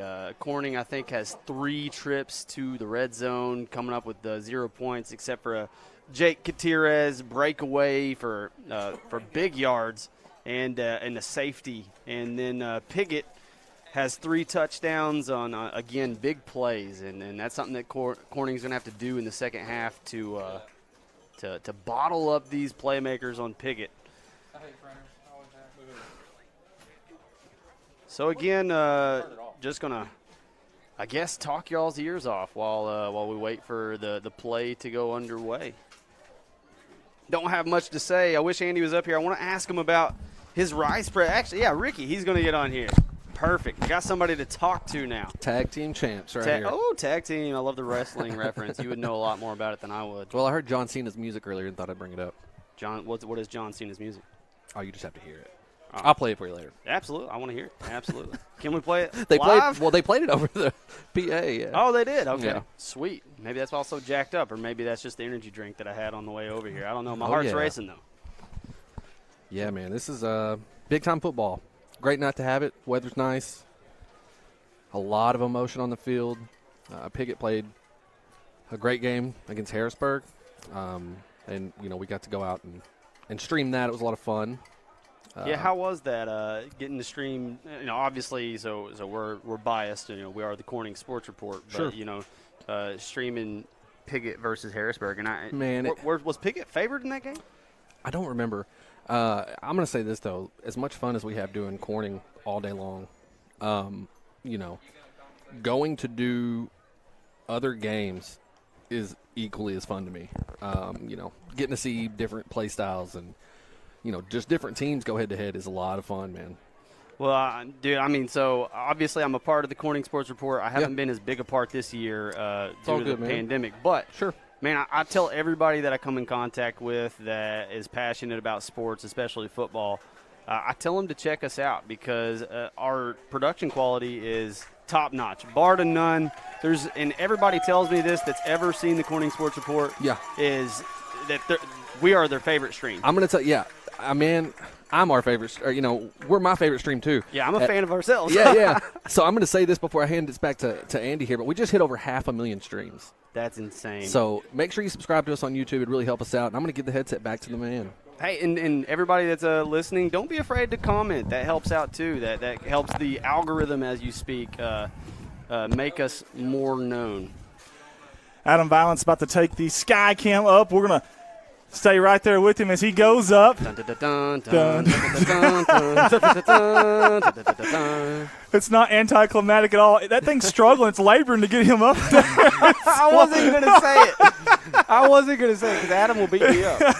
I've seen how he plays basketball. Adam, can you hit the turbo button there? Will it go up any faster? He's downshifting, I guess. Either way. Awesome stuff there. I tell you what, this Friday Night Lights, man, you play a 48-minute game for a lifetime of memories. You really do. Love that view there from the sky cam as Adam's taking it up right now. Rocky Flores about to kick off the second half. Onside kick. Good bounce. They're going to hit him pretty hard. I think they came up with it, though, the Piggott Mohawks. 13, Pearson Hurd on the recovery for the Mohawks. Andy, if you got some time, I know this is the Rice Bowl, and depending on your answer, you might make a lot of people in Northeast Arkansas upset. So do you favor the rice? Do you eat it with meals regularly? Are you a rice fan? I had rice today for the Rice Bowl. It only made sense to have rice on the day of the Rice Bowl, as I'm hearing that Blaine Kibbins is Mr. Whitehat, and Blaine is friends of Aaron Lodover, I believe, at Jonesboro, and doing a good job. Yeah, I do, man. I like me some rice. I really do, man. Yeah, little red beans and rice is okay with me. Oh, my gosh. You're speaking my language. Look at Ralph, man, just swerving his way through people. And he eluded another tackler. Finally, Comstock brings him, or really just runs him out of bounds, finally. I like Parker Davis. He was kind of looking to punch that ball out of bounds, thinking he's going to run out of bounds, maybe get a fumble. Yeah, I totally agree there. And Piggott, good job there by their offensive line, too. They're moving the chains early on here is the Piggott Mohawks. Tell you, not enough money around to pay for a babysitter on this night, not what these two teams are playing. Still a lot of passion in this football game. I tell you, they're going deep, and he's beat. Got a man open. Is he going to catch? Oh, that's a tough catch, though. He misses it. That's a Say Hey Kid Willie Mays style catch. Ethan Ralph was on the intended receiving end of that. I was going to say maybe Jim Edmonds, but you'd know better than me. Jim Edmonds, I tell you what. Willie Mays is the famous one, though. Jim Edmonds, when he was with the Angels, made a catch that you could give me an opportunity to try it 100 times. I'd miss it every time. Unbelievable stuff. He was just silky smooth. What about 200 times? You're pretty athletic. No shot. Although Old Man River would throw me those over-the-shoulder catches, and that was kind of the specialty. In motion, Ralph, high snap, Dixon tosses it to him. That is a pass, believe it or not. And it's going to be brought down. Ralph is. After a gain of about 3, it's going to bring up a third down, and I'd say 7. with 11:30 to go. Big third down. I hope that our defense can get a big stop here. Absolutely. Kind of get the momentum and bring it back to the Corning side. We sure need it right now. As several of you guys are on with us, JL Honeycutt defense needs to step up. I totally agree. Michelle Ingram, go Corning, own the second half. Hey, I'll give credit to Chris Robertson, a really good job on the PA system here at Piggott. He's the voice of the Mohawks, and has been very good to us this week, too.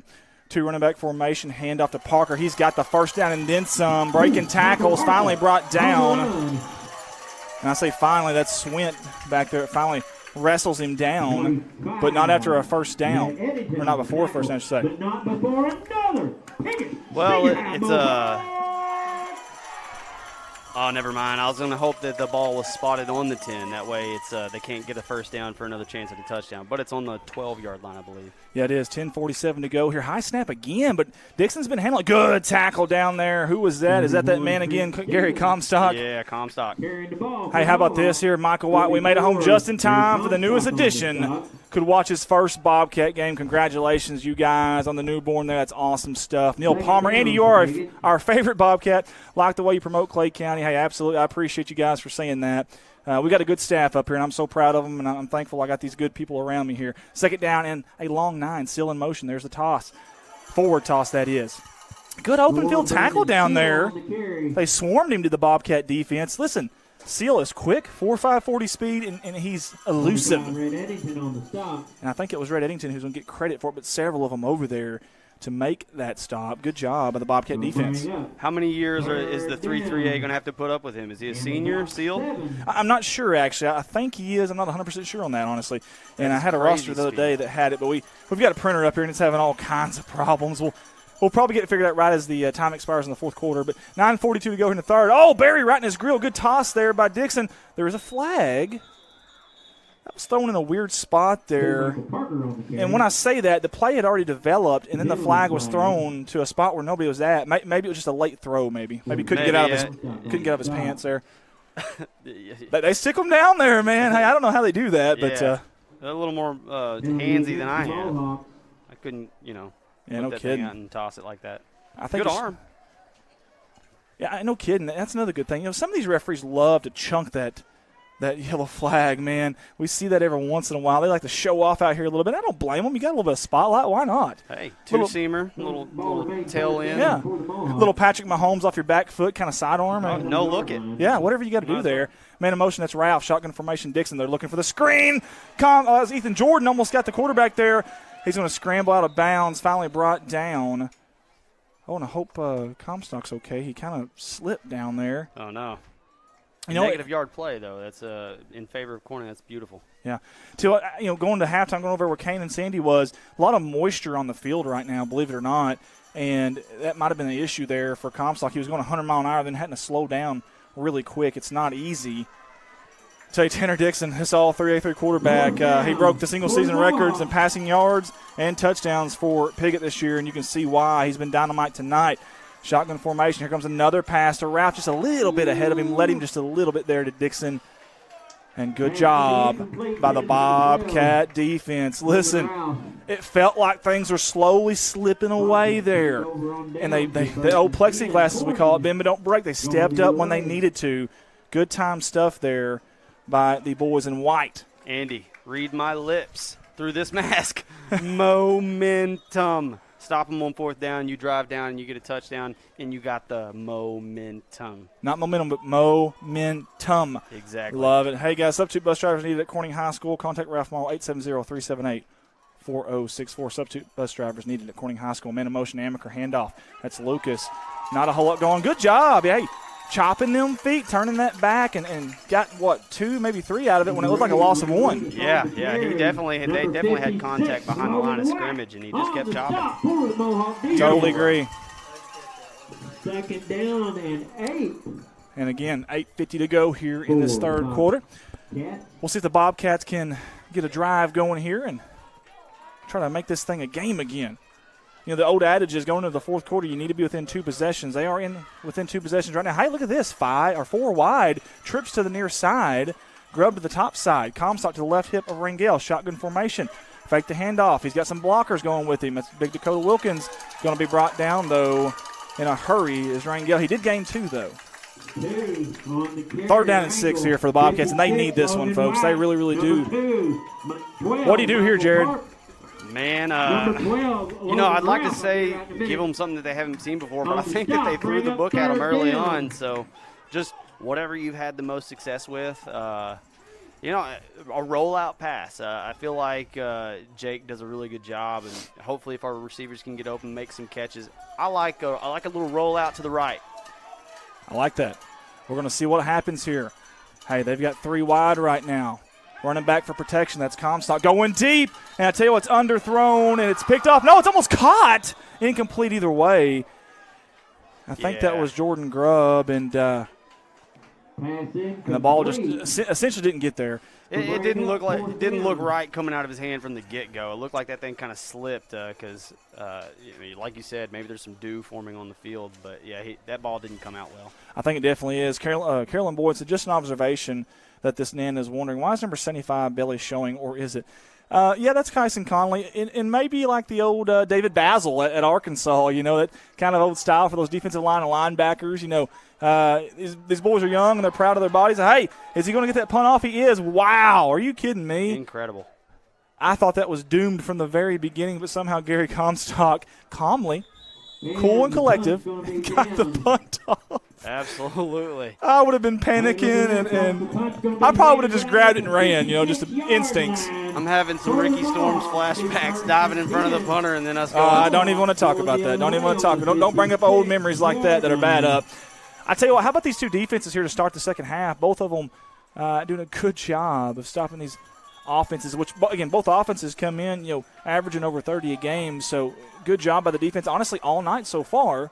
A couple big plays for Piggott, though. That has been the difference, honestly. Really has. Yeah, and Corning just hasn't been able to convert inside that 20-yard line.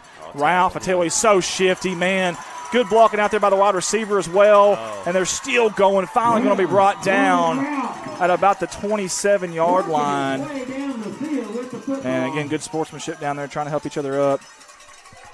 Tell you what, Logan Ralph is a tough kid to bring down. He runs laterally just as quick as he does north and south. Yeah, and he changes directions. It looks like he's going to go north and south at the hash marks, and then he cuts it lateral again, and then he goes north and south, and it just makes it hard. All-league wide receiver. He's broken Piggott receiving yard records and touchdown records in a single season this year. 4.0 GPA, too. Got to give him credit there.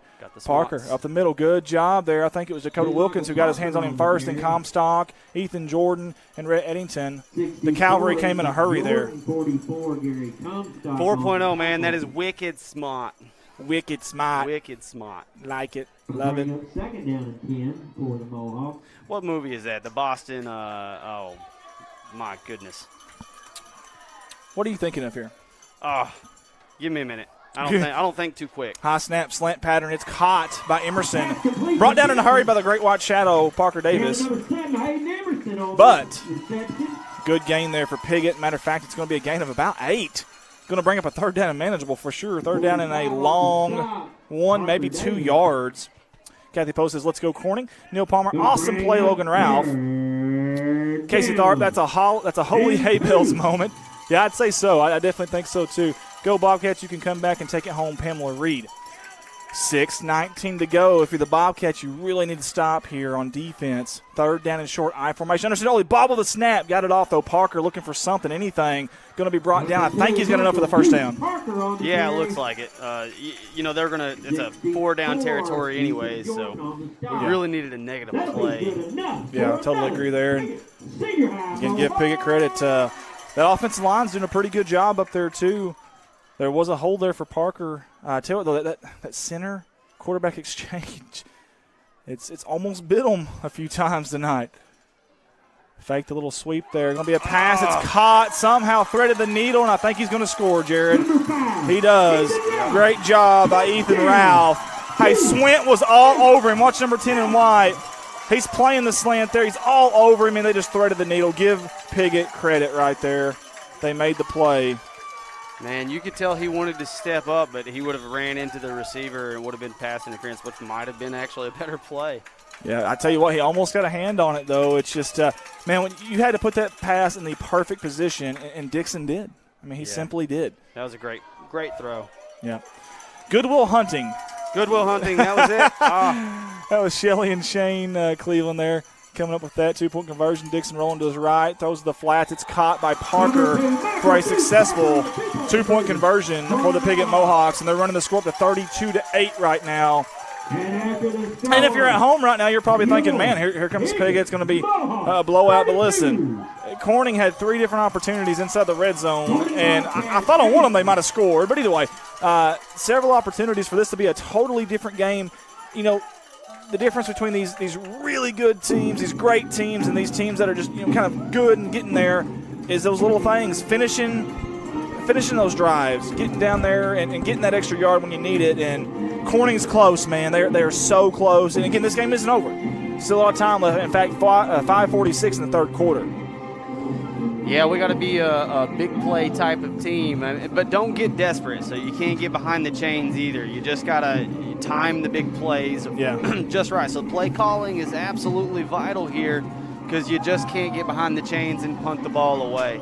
You can't get all those points back on one play, so absolutely no sense in trying that. We'll see if they try that little squib onside kick up the middle again. Fisher Francis is ready. End over end kick, line drive. Crosby's going to take it at his 16-yard line. Hesitates, finds a hole. Here he goes, Crosby. Oh, he had an opportunity there. He slipped up on the field, and I hope he's okay. Crosby's had some issues this year with leg trouble. But, man, he's tough as nails. I mean, tough as nails. Does not want to come off the field, especially for this game. Man, football is such a physical sport. I imagine that every kid out there is nursing some kind of injury or some kind of sore leg, arm, shoulder. Yeah, I guarantee you. 5:40 to go here in the third quarter here on the eastern side of Clay County. This is the 82nd edition of the Rumble and Rice Country.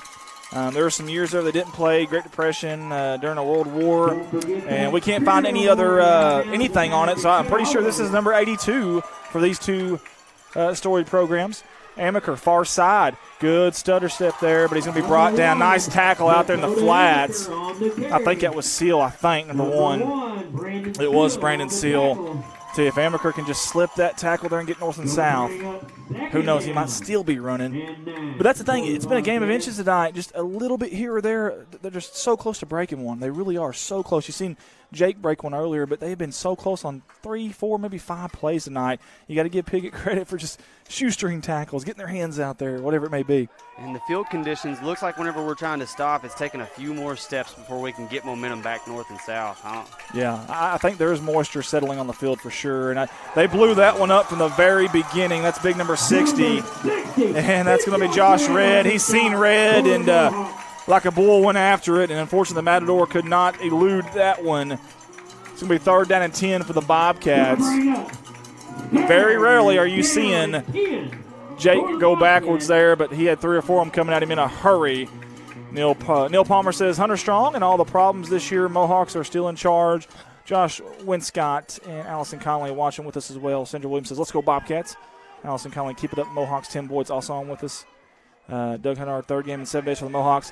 Here we go. Comstock with some blockers, some room. Good effort. He's got the first down on a 2nd and 3rd effort. Number 44 and wide, he ain't done tonight, I can tell you that. There's that man again.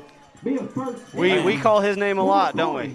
Yes, we do on both sides of the field. And, there's several, I shouldn't say several, but at least 3, maybe 4 college scouts tonight watching. And I guarantee number 44 is going to get some looks. He has a different motor. He's got a different gear. He's in on every play, offense and defense. I mean, he's just got a nose for the ball, but I really enjoy watching him play. But he tends to get better later in the game. It's crazy. Like his fuel tank, he's got a reserve tank or something. I formation under center, Comstock in motion, toss to the far side. That's Amaker. Nowhere to go. And I tell you what, we've attempted one passer in this second half that I can recall, and it's all ground and pound, which is that's the MO of Corning right now. You see number 56 there. Love to see number 56 making plays this year. Logan White in honor of Hunter Midkiff. Love to see that. That boy's got a 440 squat and a 280 bench. He led the teams in sack last year. Yeah, big old boy. Good candidate to wear that number 56, but it'd be interesting to see if they start going to the air here, or if maybe that moisture is a bigger factor than what we're thinking. Of course, Piggott's passes here in the second half have kind of been shorter passes too. Maybe there's more to that than we're thinking here. 3:06 to go. Keeper Rangel, far side. He's trying to get to that outside, and he cannot. Going to be brought down by number 41, Trent Stevens. It is tough sledding getting outside of the tackle for us. Yeah, it is. Piggott's just tackling. They're really tackling great, and they're swarming to the ball. So there's been very few opportunities for us to break a tackle and have open space because they are swarming. I'll say this. Piggott's defense is getting upfield, too. They really are. Whenever Corning has a handoff or a quarterback keeper, whatever it is, there's a defensive end or a tackle or a linebacker 2 to 3 yards already back in the backfield. Maybe a screen pass, use that aggressiveness against them. Maybe a little wheel right here to Comstock. They got 5 wide, no protection. There it is, real quick. Amaker, there's a screen. We just talked about it. Amaker trying to break tackles. He's going to be brought down. Good tackle by Seal there, number 1, out in the flats. And I tell you what, that may have been a touchdown-saving tackle with Amaker's speed, 4.540. Yeah, and we were doing good jobs of holding blocks out here. It's just Seal made a great open field tackle. Bobcats have got to get to the Piggott 44-yard line for a first down. It's 4th and 6, 1:56 to go in the third quarter. Grubbs coming into the game, number 5 in white. They're going to break the huddle with around 10 seconds on the play clock. They've got to see this. Down to 7. Coach Treadway's right by the official. I think he's wanting a timeout. And he gets it. He gets his timeout that he wants. Coach Larry Treadway does. And while we've got a timeout, guys, only 3 basketball sponsor slots available at CSR. Holler at us if you want a hardwood package. Again, we're going to try to get every home game in. I'm not sure how we're going to do that, and I definitely won't be able to do it myself, so I'm going to need some help. But 3 slots left for sponsors. They're only $400 for the hardwood package. We mentioned the substitute bus drivers needed at Corning High School. Contact Ralph Morrow, 870-378-4064. Again, substitute bus drivers needed at Corning High School. Ralph Morrow, 870-378-4064. Again, the series tied up 39-3, biggest small-town rivalry in Arkansas, if you ask me. And a guy who was very, very important and integral in that rivalry for Corning, Coach Dutch No. Coach Dutch No, the late Dutch No, 55, 17-2 in 7 seasons at Corning, 3 district championships, 70, 73, and 75, and an undefeated regular season in 1973 at 10-0. Both these teams will be going to the playoffs. Corning's last playoff appearance was 2014. Love to see that. You know, first time in a while, both teams are playing in the Rice Bowl for playoff positioning, to be honest with you. It's kind of neat to see. And even Rector made the 8-man playoffs. I don't know the last time all 3 Clay County schools have done that. That's really interesting. 4th and 6 here. 4 wide for the Bobcats in the shotgun formation. Comstock in the backfield. They hand it off to him. Good job blocking, and Comstock's got a seam. He sidesteps a guy. Spin move. He's still going. Dragging defenders. He's dragging 7 defenders now. And he's finally going to be brought down. Holy hay bells, what an effort by number 44 in white. Watch this. Big time. There's that man again. Hey, give Charlie King some credit, though. Number 58, the junior, did a good job pulling there and plowing the road for him. Man, what way to capitalize after a timeout. Hey, good call there by Coach Trevor Poe, Treadway in the gang. 1:20 to go here before the third quarter's over. Again, the old adage is stay within 2 possessions by the fourth quarter to have a shot, and if they can get it in here and get a successful 2-point conversion, they're there. And then maybe even a Rocky Flores onside recovery. I'm getting ahead of myself. 4 wide, again, with our problems in the red zone, exactly, especially. Rangel keeper, a little bit of a play action there, and I don't think Comstock was ready for that, or was out of position, one of the two, or maybe he thought it was a different play call. I'm not sure, but you know what's funny? That was a broken play, and Jake still got 2 yards out of it, almost 3 yards. I almost expect it from Jake now, even if there's a busted play or him or Comstock, a busted punt snap. Yeah. Somehow they're gonna make some positive out of it. Yeah. Eric Arnold says we need Dakota to break one. Neil Palmer, Andy Earls, like I said, you promote the county. We cannot help but like you. Thank you, Neil. I appreciate you guys. Y'all so good to me. Amaker, speaking of, good job. A tackle out there. Who was that? Again, Brandon Seal. I think he's essentially shadowing Amaker. I think they're saying, hey, look, wherever he goes, you need to go. We cannot allow him to get out of here and break one. And like Eric Arnold said, 10 seconds. I don't think they're going to get a playoff before the end of the third quarter, and they're definitely not. They're down to 4. It'll have to be a crazy ordeal there to get that off. Guys, we played 3 quarters here at Parker Field. It's Piggott 32, Corning 8. This is the FFN Game of the Week, the Football Friday Night Game of the Week. Region 8 News is here tonight. And we want to do something here. We want to showcase somebody here if we can. if I can find the graphic here, we had made a graphic for the young man. If I can find it, here we go. Let's get that in there, Colton, if we can. Again, you see the 56 earlier in the middle of the field, and we've seen 56 on all the helmets of Piggott, and as you see it right there on the screen there, Mr. Hunter Midkiff, and we just want to remember him.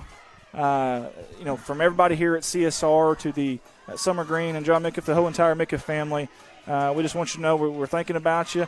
We pray for you. All of our good vibes are sent your guys' way.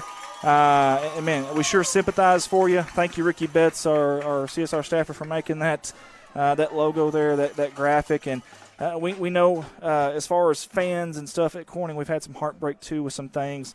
Kids gone too soon the last handful of years. So we hate to hear that anywhere, and we wanted to make sure that we took the time to get that on the screen tonight. So here we go, guys. 3rd down and 10 for Corning, starting the fourth quarter here, though. Keeper Rangel near side. He's got blockers. He's going to cut it up. Still going. Good yardage there for Corning. Looked like they had him bottled him up out to the outside, but credit where credit's due. He makes something out of nothing. Give credit to the tight end down there, the receiver, the running backs, everybody guard and tackle all blocking down there. And I tell you what, that left side of the offensive line has actually looked pretty good tonight. Really have. That Charlie King, that Hunter Swint, those guys over there doing a really good job. Fisher Francis there at center. The backs. Feed them. Go to it. Absolutely. 2 wide to the top of your screen. That's Kikoa Villaluna and Dakota Amaker in the slot. Big Eli Mason at tight end down here to the near side. Comstock motion, snap. Here comes a reverse to Amaker. Hey. He's got some room. He's got a blocker. He cuts it up. He's still going. Makes one guy miss. He's going to be brought down. 11:05 to go, and the Bobcats are charging down the field. 1st down and goal.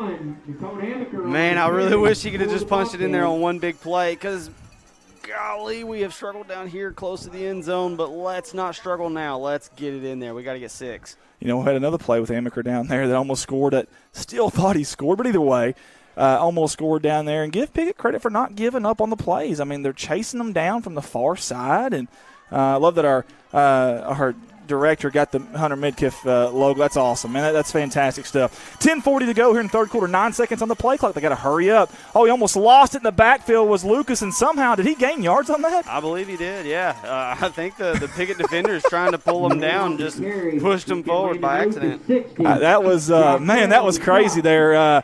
Randy Lowe says, classy job. Thank you, guys. Class act man from CSR. Thank you, Hunter Strong. We should continue his legacy and be more like him, Heather Seagrave says. Randy Lowe says, class job, Andy.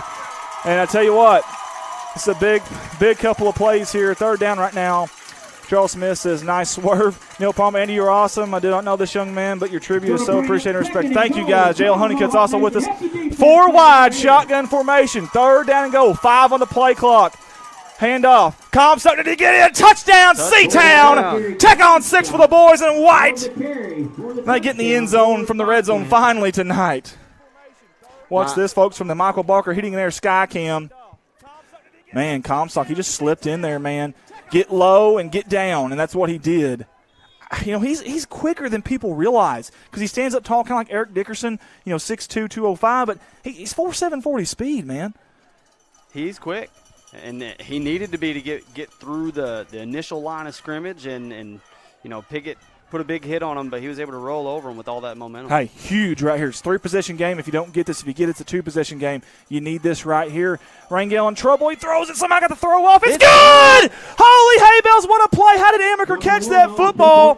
How did Jake get it off in time? I have no idea. Watch the instant replay here, folks. Jake had guys in his grill, and I mean up in his grill, and somehow, wow, 2 seniors making a play on their final Rice Bowl. They're not ready to give up yet. Piggott had no idea how he got that. Hey, listen, you've got a guy that has kicked, 15, 20 successful onside kicks in his career in Rocky Flores. This game is not over. We need one now. Yes, we do. If you're a Bobcat fan, yes, we do. All-time series is just crazy close between these two teams. In fact, it's tied 39-3. It doesn't matter if both teams are horrible. If one team's good and the other one's not, fans show up. People are passionate about it. They have the bragging rights. This is a big rivalry. I don't care you can compare it to any other rivalry in small-town Arkansas, and it's right there with it. They don't need the state championships to be a big rivalry. They don't need the D1 players. They don't need that. It's still big. It's passion, man. It's passion. It's bragging rights. Death, taxes, Rocky Flores onside kicks. Here it goes. It's got to take a big bounce. It's on the ground. Good job down there by the Piggott hands team, and that's number 12. Logan Ralph is a pretty good one to have on your hands team. I'd say so. Your single-season wide receiver record breaker, I'd say he's a pretty good one down there. Yeah, he's given us all kinds of problems Yes, he has. He's given a lot of teams problems this year. Listen, you're the Bobcat defense here. You've got an opportunity to get this ball back, get it back quick because you need to. 9:56 to go here. You cannot let them have a sustained drive right here and milk that clock because the clock is your enemy now. Stacked receivers here to the near side, 2 to the far side, 4 wide. Shotgun formation, no safety for Corning. Man in motion seal. There's the snap, handoff, spin cycle. He's going to be met in a hurry. Good job by the Bobcat defense. See who's down there. I think it was Chance Vardell and maybe Gary Comstock. And I hope, we got a Bobcat down. I hope he's okay. Good job getting the camera. That's a very good job, guys. We got a really professional crew here. Get the camera off of that. Man, I can't stand that. Professional in college, they get the camera, they just stare at the guy that's hurting, and that's just our cameramen do a really good job. That is Ethan Jordan that's coming off the field right now, and Trevor Poe's helping him. He's limping right now, and we sure hope Ethan's going to be okay. He's a big part of the offense and defense here. Just a sophomore. Hey, Coach Treadway said it's the strongest sophomore he's ever coached. Treadway's been in this thing 46 years. You see Big Country there, Adam Valance on the sky cam. 2nd down and 10. Bobcat defense is to come up big. Oh, and the seams, he's wide open. It's going to be caught by Ethan Ralph, and he's going to scamper to the end zone for another Piggott touchdown. That's tough. That's real tough if you're a Bobcat fan. He got by Swint there, and he was gone. Davis did a good job. I didn't think anybody had a shot to catch him. I kind of looked down for a second, and Davis almost ran him down. The big white shadow, as you call him, right? Yeah, the great white shadow. He's made a lot of touchdown saving tackles as Parker Davis. Hey, give Piggott credit there. Again, this is probably the most balanced Piggott team we've seen in a long time. They certainly have a high caliber offense. You can tell that their quarterback and their receivers are well practiced. Those guys probably aren't just practicing at practice. Yep. Yeah, absolutely, man, absolutely. Handoff up the middle to the big lineman there. You got to love that, number 56. And I tell you what, I'm okay with that. Logan White in honor of Hunter Midkiff. Let's get a replay on that real quick if we can. That's probably a special moment for that young man, for the Midkiff family, Summer Green, and them. That's pretty special. That's pretty special right there. Absolutely. I absolutely love that. Absolutely. Cody Blasco, why are you screaming, dude? You see the score. Ronnie Woods, ain't that the truth? Well, let me tell you something, guys. These young men deserve that, okay? We sit there and we preach to them not to give up until the final tick. And we're going to sit there and preach that every day. And then on Friday night, we're not going to utilize it ourselves. I don't think so. Not this guy. Not me. I can guarantee you that. That's not how I was raised. That's not how our coaches raised us to play, to live this life. It's not how our preacher tells us to live it on Sundays. And I'm not going to do it that way on Friday night. So if you don't like it, there's another company streaming this game, and you're more than welcome to go watch it there. Well said. Well said.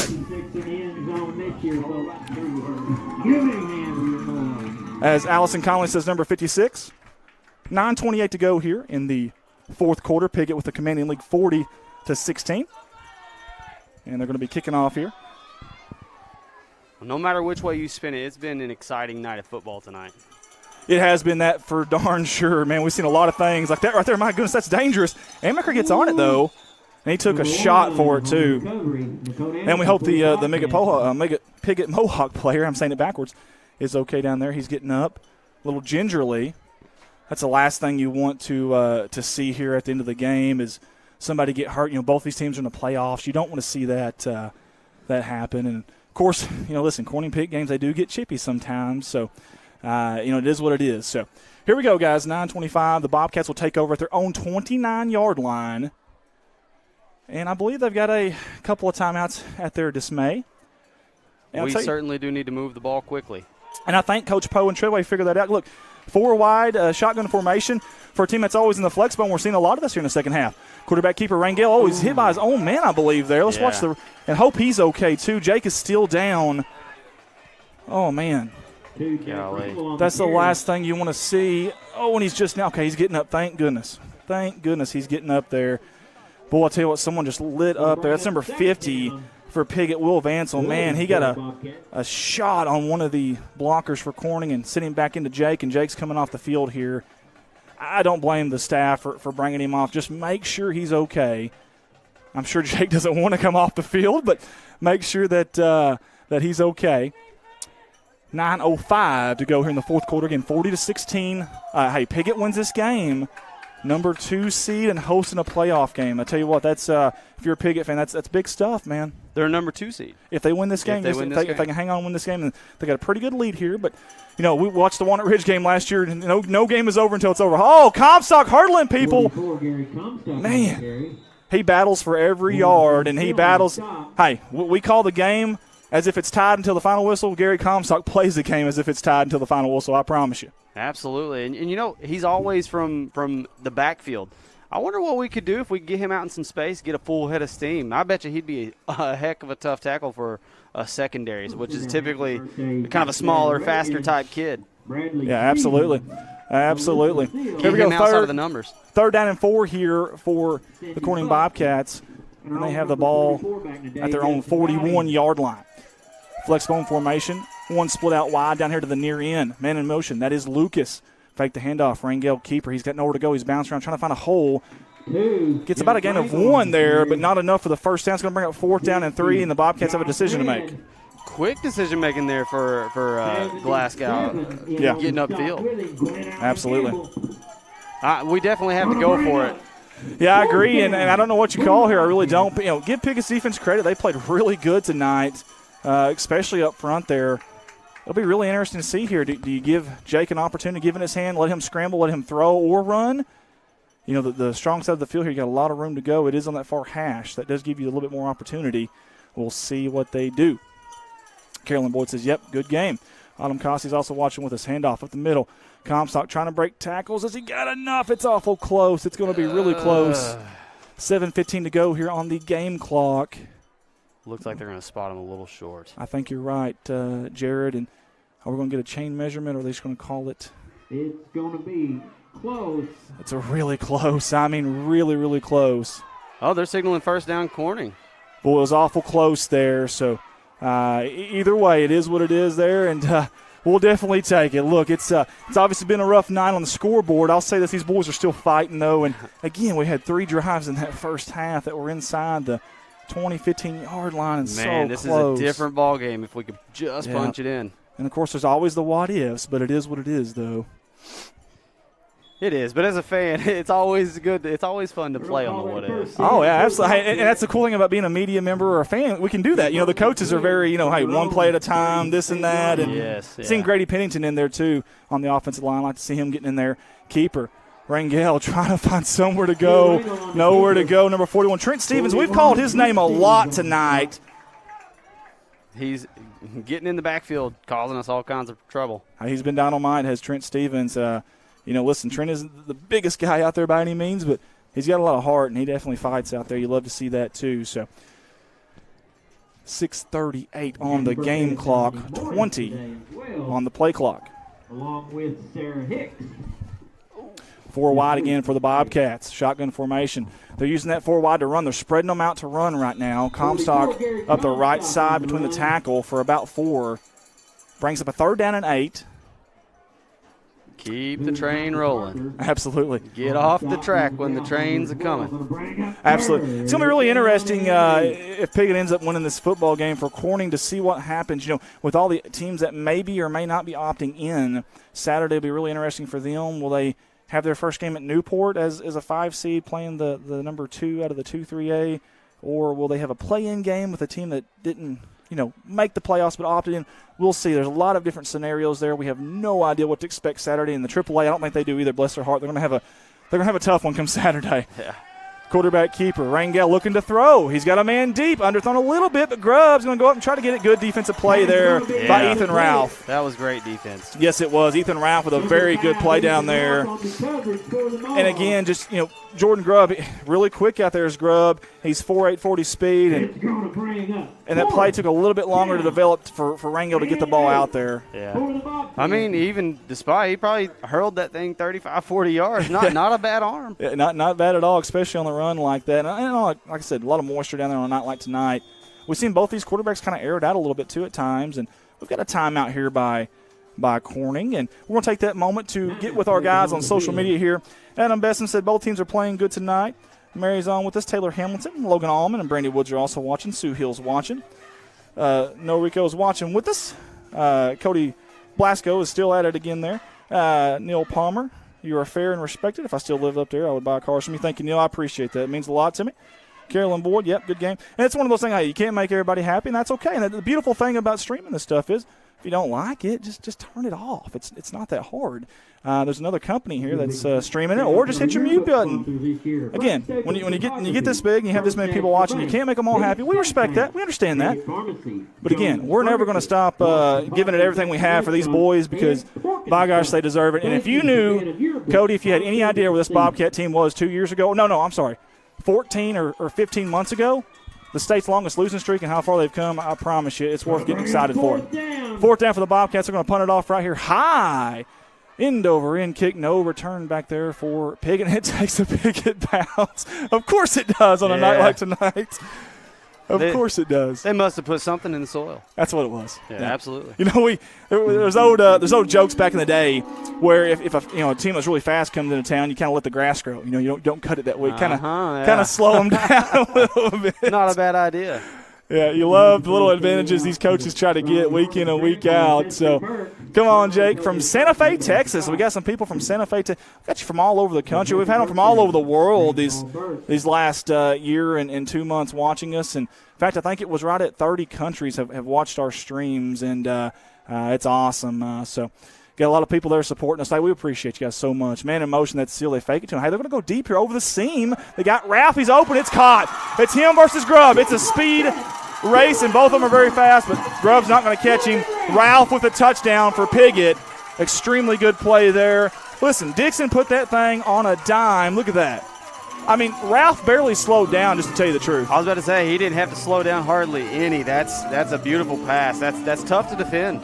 It really is, man. I'm telling you, Piggott is a very well-balanced team. We talked about that as you see the celebrations there by Piggott, and rightfully so. Yeah. Rightfully so. Listen, looks fun. It is, man. And listen, these kids, a few months ago, we didn't know if they're going to have football for either team.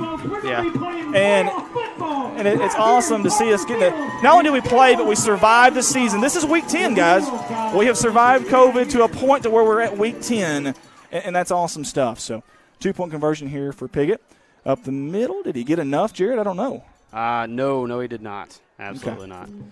Kept him out of the end zone that time. But, Andy, I tell you what, if you're a Corning Bobcat player, the good news is you get to play again. You get to redeem yourself in the playoffs. And so, yeah, you might have lost the Rice Bowl. Piggott might have. Not might have. They're going to go on to win this game. But if you make it further in the playoffs, then, hey, you got a little something to hold in front of them. So, so come back. Season's not over. Yeah, season is not over, and we haven't been able to say that in a good while, and it's really neat to see that. And again, there's no moral victories of any kind. We're not trying to say anything like that, but this season has been a lot of fun for me personally, seeing these boys because I know where they were at. Listen, I worked for the paper just a few years ago, and I was on that sideline with them, these seniors, and I seen and heard and felt the emotion, and I hurt for those kids, man. I hurt for those kids. Going as long as they did without winning games, and to see this year, man, they've come a long way. This is a tough conference too, man. Listen, this is a really tough conference. If you tell me that Piggott gets, I don't know who it's going to be, Center Point, Dollar Way, Camden, and Harmony Grove, I don't know who they're going to get, but I feel like they could beat any of those teams, and I feel like we got 4 teams in this league that could, on a good night, could beat just about anybody. Not maybe anybody, but just about anybody. Absolutely. There's a lot of talent on this field, Andy. A lot of talent. And, all it takes is a couple times the ball bounce your way underneath the Friday Night Lights. Anything is possible. Yeah. Even if you're a big underdog, you can always just upset anybody. Yeah, absolutely. I totally agree. As we got several of you guys on with us tonight, man, we really do appreciate you guys. Audrey Seats, thank you for streaming so I can see my Swint boys play. Watching from Hot Springs, Casey Thar, thanks for screaming. The game keeps the excitement up watching at home. Donald Burton's also with us. Katie Clifton, Erica Casinger. Casey Tharp, northbound and down. Love a little of that. Really do. Adam Ducker, those Ralph boys are unstoppable. Welcome to Mohawk Nation. Judy Miller, we were very glad you guys do this. Thank you so much. Comstock, I'll tell you what, man, he's still fighting out there. Man, I love to see that. Speaking of unstoppable, that guy right there, he's really tough to stop. Yeah. Stacy Peters says, Piggott fan and Mohawk proud, but I love Corning's story and have enjoyed several of your streams this season. Thank you, Stacy. That's really kind. Again, we talked about sportsmanship and stuff, and that's awesome. We love to read stuff like that. And Marty Renard, once a Mohawk, always a Mohawk. I love watching the game. Thanks for doing such a good broadcast. Eric Hires, Logan, do they call you the Breeze? In stride, nobody was catching him. That's good stuff. Good stuff there. We got 4:48 here on the eastern side of Clay County. And I tell you what, really good season if you're a Piggott Mohawk fan. Again, number 2 seed in this conference. As I think the Bobcats are going to call timeout. By the Bobcats. And again, we don't have any score updates for any of these Thursday games. Of course, there's some Friday games tomorrow night too. There's still some playoff seeding and positioning still to happen in this conference. Still some things going on, and I know the Palestine-Wheatley-Harrisburg game is very important. We kind of all thought Harrisburg was already in, but in reality, if Palestine-Wheatley wins that football game, they're in more than likely. Again, I think that would cause a tie of some sort. Anyways, there's so much going on, and you see the 56 there in the middle of your field, and love that. There's also some seniors' numbers. I've seen them coming up spray painting those earlier. Love to see that as well. So good stuff here at Piggott. Sandy Addington, we love our Corning Bobcats no matter what. Great job, guys. Thank you, Andy, for the great coverage. Thank you, guys. Hey, y'all support this thing. Last year we were number 1 in the state in views for football, basketball, baseball for the entire year. That is awesome stuff, and we can't do that without you guys supporting it, man. It's just it's really, really neat stuff. So thank you guys so much for that. And we're going to have a few score updates here in just a second for you. There's the snap, handoff to Comstock up the middle. He's still fighting, plowing through there, gaining positive yardage. And here we go. That's Randy Lowe. Andy and CSR, thanks, brother. Good luck in the playoffs. Hey, thank you, guys. We appreciate that. Harding Academy's beating Salem 48-9. And we got a few games that aren't in our conference, but I thought I seen Gosnell up there somewhere. A team that's fairly close to us, but I can't find them anymore. Either way, a lot of those games there I'm looking at are not in our conference, so I ain't going to necessarily mention those. But another run there again for the Bobcats. And I tell you, bodies everywhere. I mean, big bodies, too. Big old elephants there roaming to the same side. 3:52 here in Piggott, Arkansas at Parker Field. Here on the YouTube comments, we have Peyton Winscott beat Corning City Cats. I think they meant to say Kitty Cats. Well, I guess it's a little bit of a diss, but got to spell it right first. Well, that's okay. That's okay. Chris Brantley, appreciate you guys doing this. You do an awesome job. See you soon. And absolutely, hey, I appreciate you. You've been really good to me, Chris, so thank you for that. And there's a keeper for Rangel. Nowhere to go, though. That Piggott defense is swarming. Jackie Wall says Corning can hold their heads high this season. They will always have the honor of their name on the Rice Bowl Trophy first in 2011. Yeah, so this has been Glenn Allen Campbell down there on the stop there for Piggott. This has been a heck of a series between these two programs, and 82 games now. And last year I had added up the points scored for both teams. It was like within 20 points of each other last year in 80-something games. It's unbelievable. This has been a really fun series. We've seen some really close games. We've seen some blowouts. And there's a little reverse to Amaker, and he's trying to get that edge. He's going to get it. He's got Eli Mason out there blocking for him. Still going. Is Amaker cutting it up, making him miss. Finally going to be brought down. Amaker's had a pretty big night on just a handful of plays. Yeah, a couple of them developed just like that. A little bit of a reverse, and we got some laundry on the field. Yeah, that's usually not a good sign for the offense, but we shall see. We'll see what Mr. Whitehead says here. I don't remember anybody being out there other than the guy who he shook.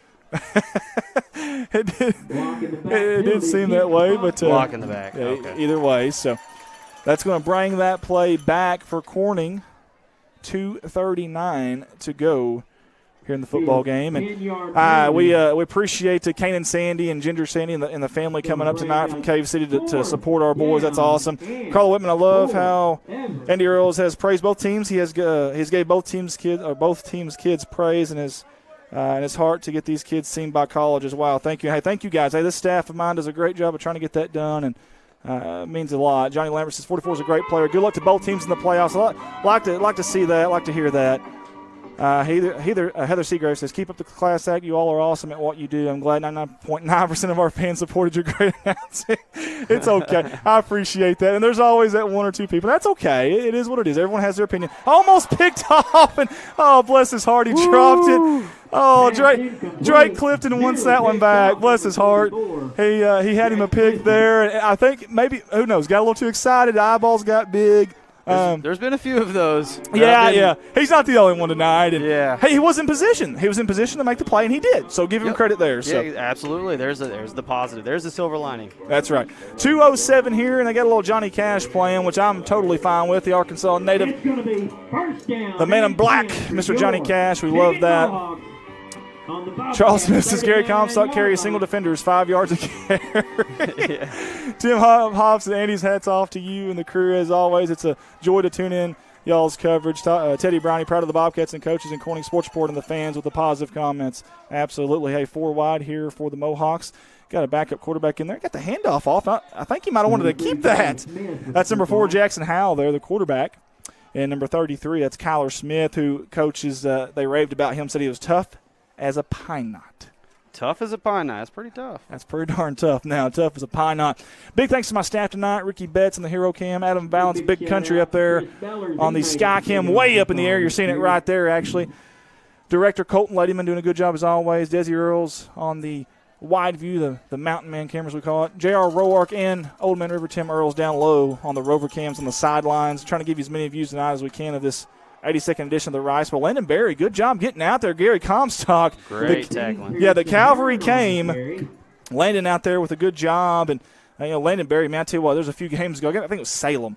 Man, he had like 8 or 9 tackles, several quarterback pressures, had a tackle for loss. And Berry was all over the place. And he's really played really well this year for the Corning Bobcats. We're down to that 1-minute mark here in this football game. As Eric Hines, proud of my kinfolk, number 12 and number 5. Great job, boys. Hey, they did a really good job. You're not kidding. They played some good ball tonight. I got to say something real quick. Coach Larry Treadway, man, that guy, 46 years into this, could have easily kept coaching at Walnut Ridge, had a really good team coming back. They were 9-2. He left something he was comfortable with to come down here to Corning and take on a team that's lost 42 straight games. And he has done a fantastic, a marvelous job of turning this program around, getting them respectable, winning football games. And it's 25 on the game clock, 27 on the play clock. That'll be the final play of the game. And the 82nd edition of the Rumble in Rice Country, the Rice Bowl here on the east side of Clay County, is going to go to the Piggott Mohawks. We're down to 10 seconds. Folks, that was a heck of a game, the 82nd Rice Bowl. Congratulations to the Piggott Mohawks. Piggott 46, Corning 16. And we're about to take you to our sponsor video here in just a second. But before we do that, that'll give Piggott the 2nd seed in the Conference 3A3. They will be hosting a home playoff game. You know their fans are very excited about that. Again, Corning has nothing to hang their heads about. Holy hay bells, what a season by Corning. They will be in the playoffs for the first time since 2014 as Piggott is slinging the rice up there. We're trying to get the emotion there for all the Piggott fans to see. You see Kyson Conley down there throwing it up there. Coach that's Don crafty. Simmons. I like that. Yeah, that's neat stuff. They definitely earned it tonight, that is for sure. Guys, we appreciate y'all. We're going to send it out to our sponsor video and give our sponsors some love. And I'll come back and we'll recap and we'll end this thing with me and on the headset here. I'm going to go check on Kanan and the family here for just a second. We'll be right back after these words from our sponsor.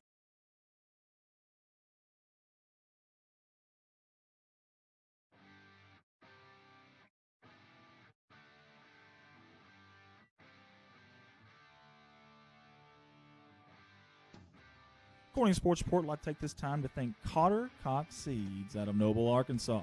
Mr. Michael Smith and Cotter Cox Seed are proud supporters of Corning Bobcat Athletics and the city of Corning.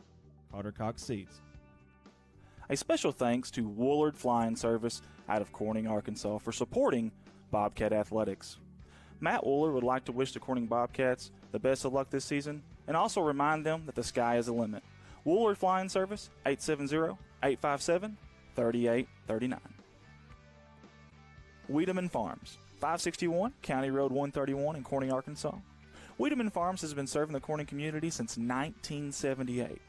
Larry and Mary Wiedemann are proud supporters of not only the city of Corning, but of Corning Bobcat Athletics. Wiedemann Farms, go Cats. Corning Sports Report would like to give a shout out to Watson Oil Company for their continued support of Corning Bobcat Athletics. Locally owned, locally operated. Kelly and Chad Watson would like to wish the Corning Bobcats the best of luck on the upcoming season. Watson Oil Company, 406 Southeast 1st Street, Corning, Arkansas, 870-857-0006. A special thanks to Solace Grain Bins and S&L Irrigation on their sponsorship.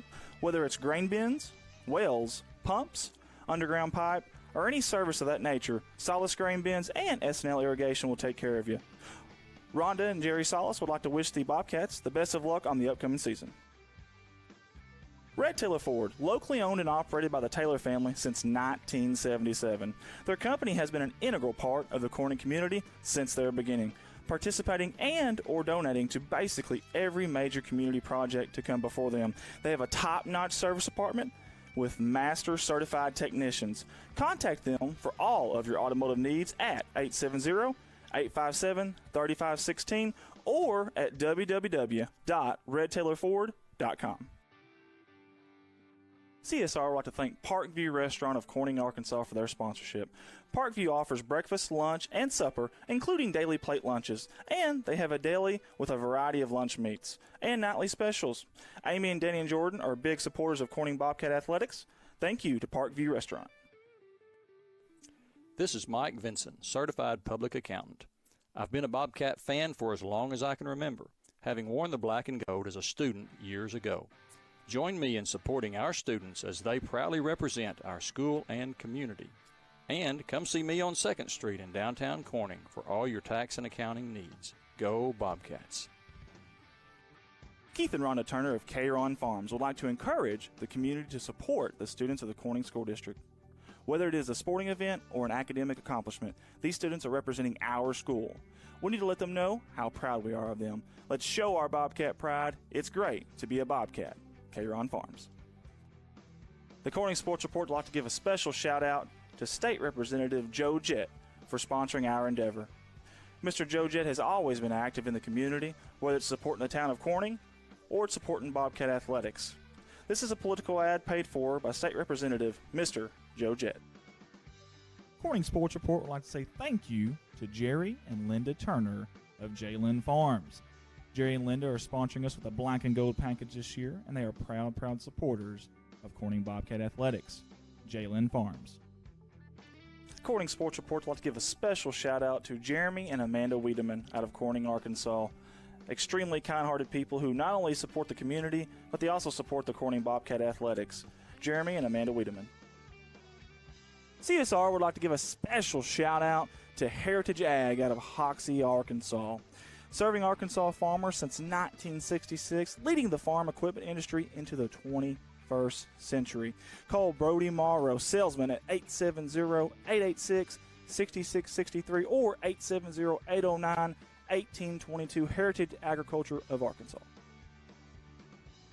First National Bank takes the banking experience and customizes it to fit you.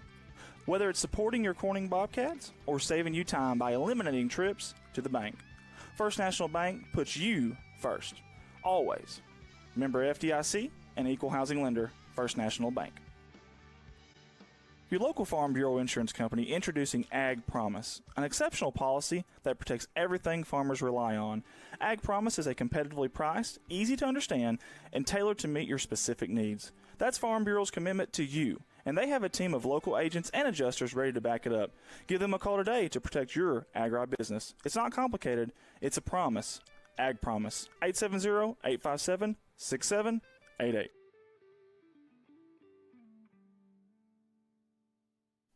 A big thanks to Goodman Drug Company out of Corning, Arkansas. Kathy Goodman and staff would like to invite you to drop by for any of your pharmaceutical needs and or Razorback and Bobcat apparel.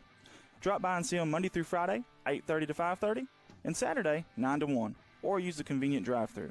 Goodman Drug Company out of Corning, Arkansas.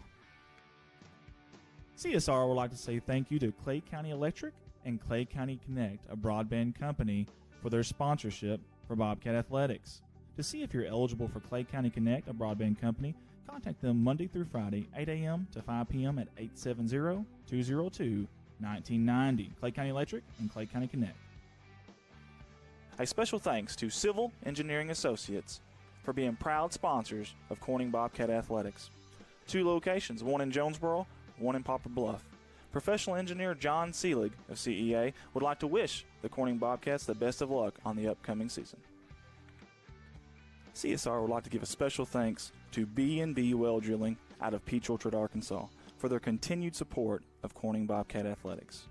Brian and Lisa Bass are proud graduates of Corning High School, and they invite you to call them for any of your well drilling needs. 870-215-3808, B&B Well Drilling.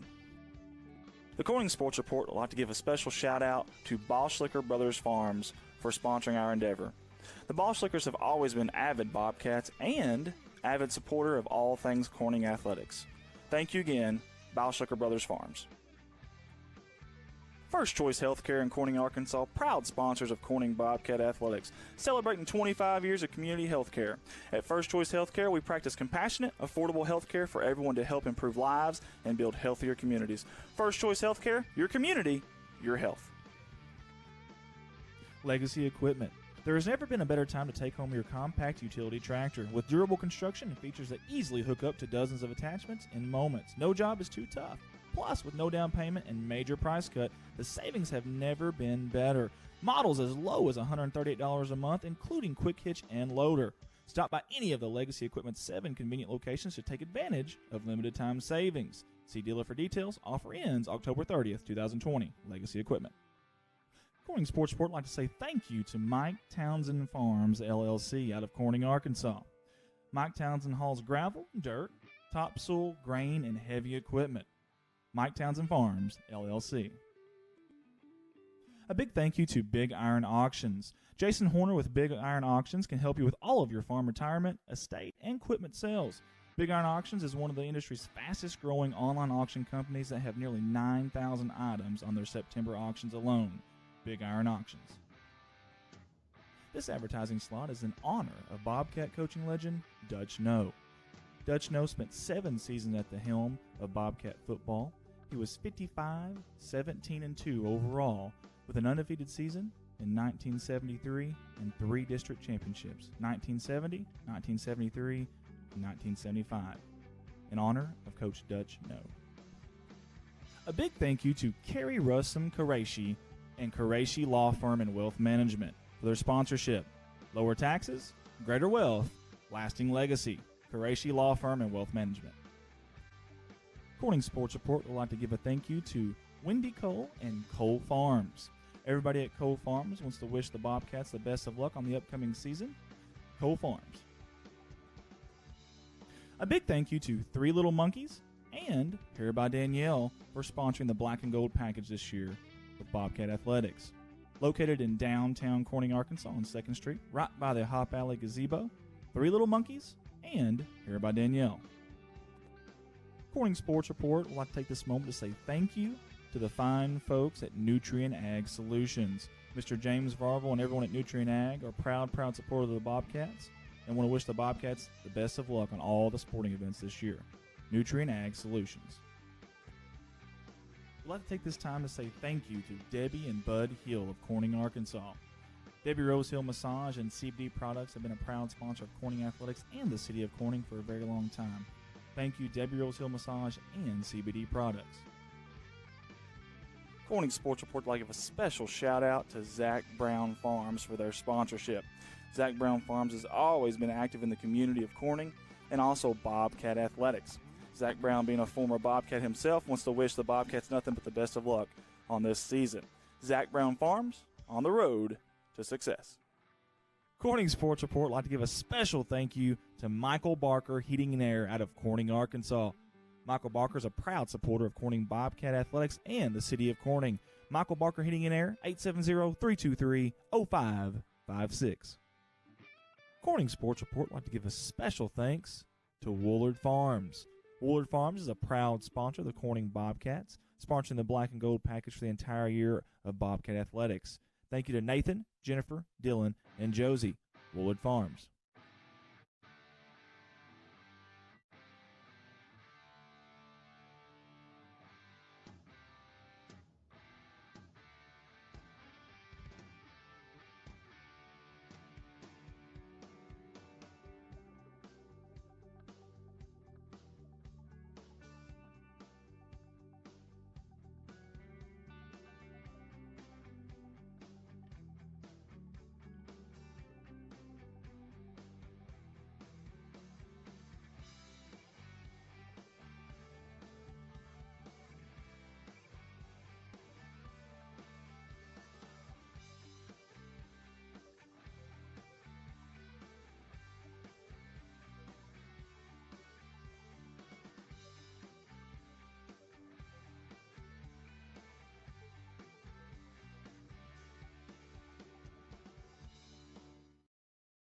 Guys, we're back here live on the grounds down here, the field at Parker Field. I'm grabbing anybody that's available. Sean Hunt is available, so we're going to turn your this program, obviously. What does this win mean for the Piggott Mohawks with everything that they've endured this year on and off the field? For what these young men have done, the last 7 days will never be done again. Every day it's like a new chapter in a book that we're writing, and it just gets better and better and better. And it's because of the resiliency and heart of these young men. With the situation with Hunter, that just has given them a fire. And every week we just write a new chapter, and it just keeps getting better and better. And the 9th Rice Bowl, beautiful night, 3 games in 7 days. Hollywood couldn't have wrote this any better for us. So now we're going to host a playoff game as a 2 seed. We get a week to rest. I know we got a guardian angel up in heaven helping us out with this. I was just going to say, did you guys, I mean, obviously you're confident going into every season, but did you ever envision this coming out of the season, the number 2, and then this? You have expectations, and you have goals, and you have dreams, and we set our goals high, but what they've achieved through this, you can't write. You don't see it. You don't plan on this. This conference is like playing in the SEC. I mean, day in and day out, there's talent all the way around. So, yeah, this is special. After 19 years, this is something that I'll always remember. We're going to get this young man over here, and the reason why this young man over here, number 1, played really good on the football tonight. That right there. What does wearing that jersey mean to you this year?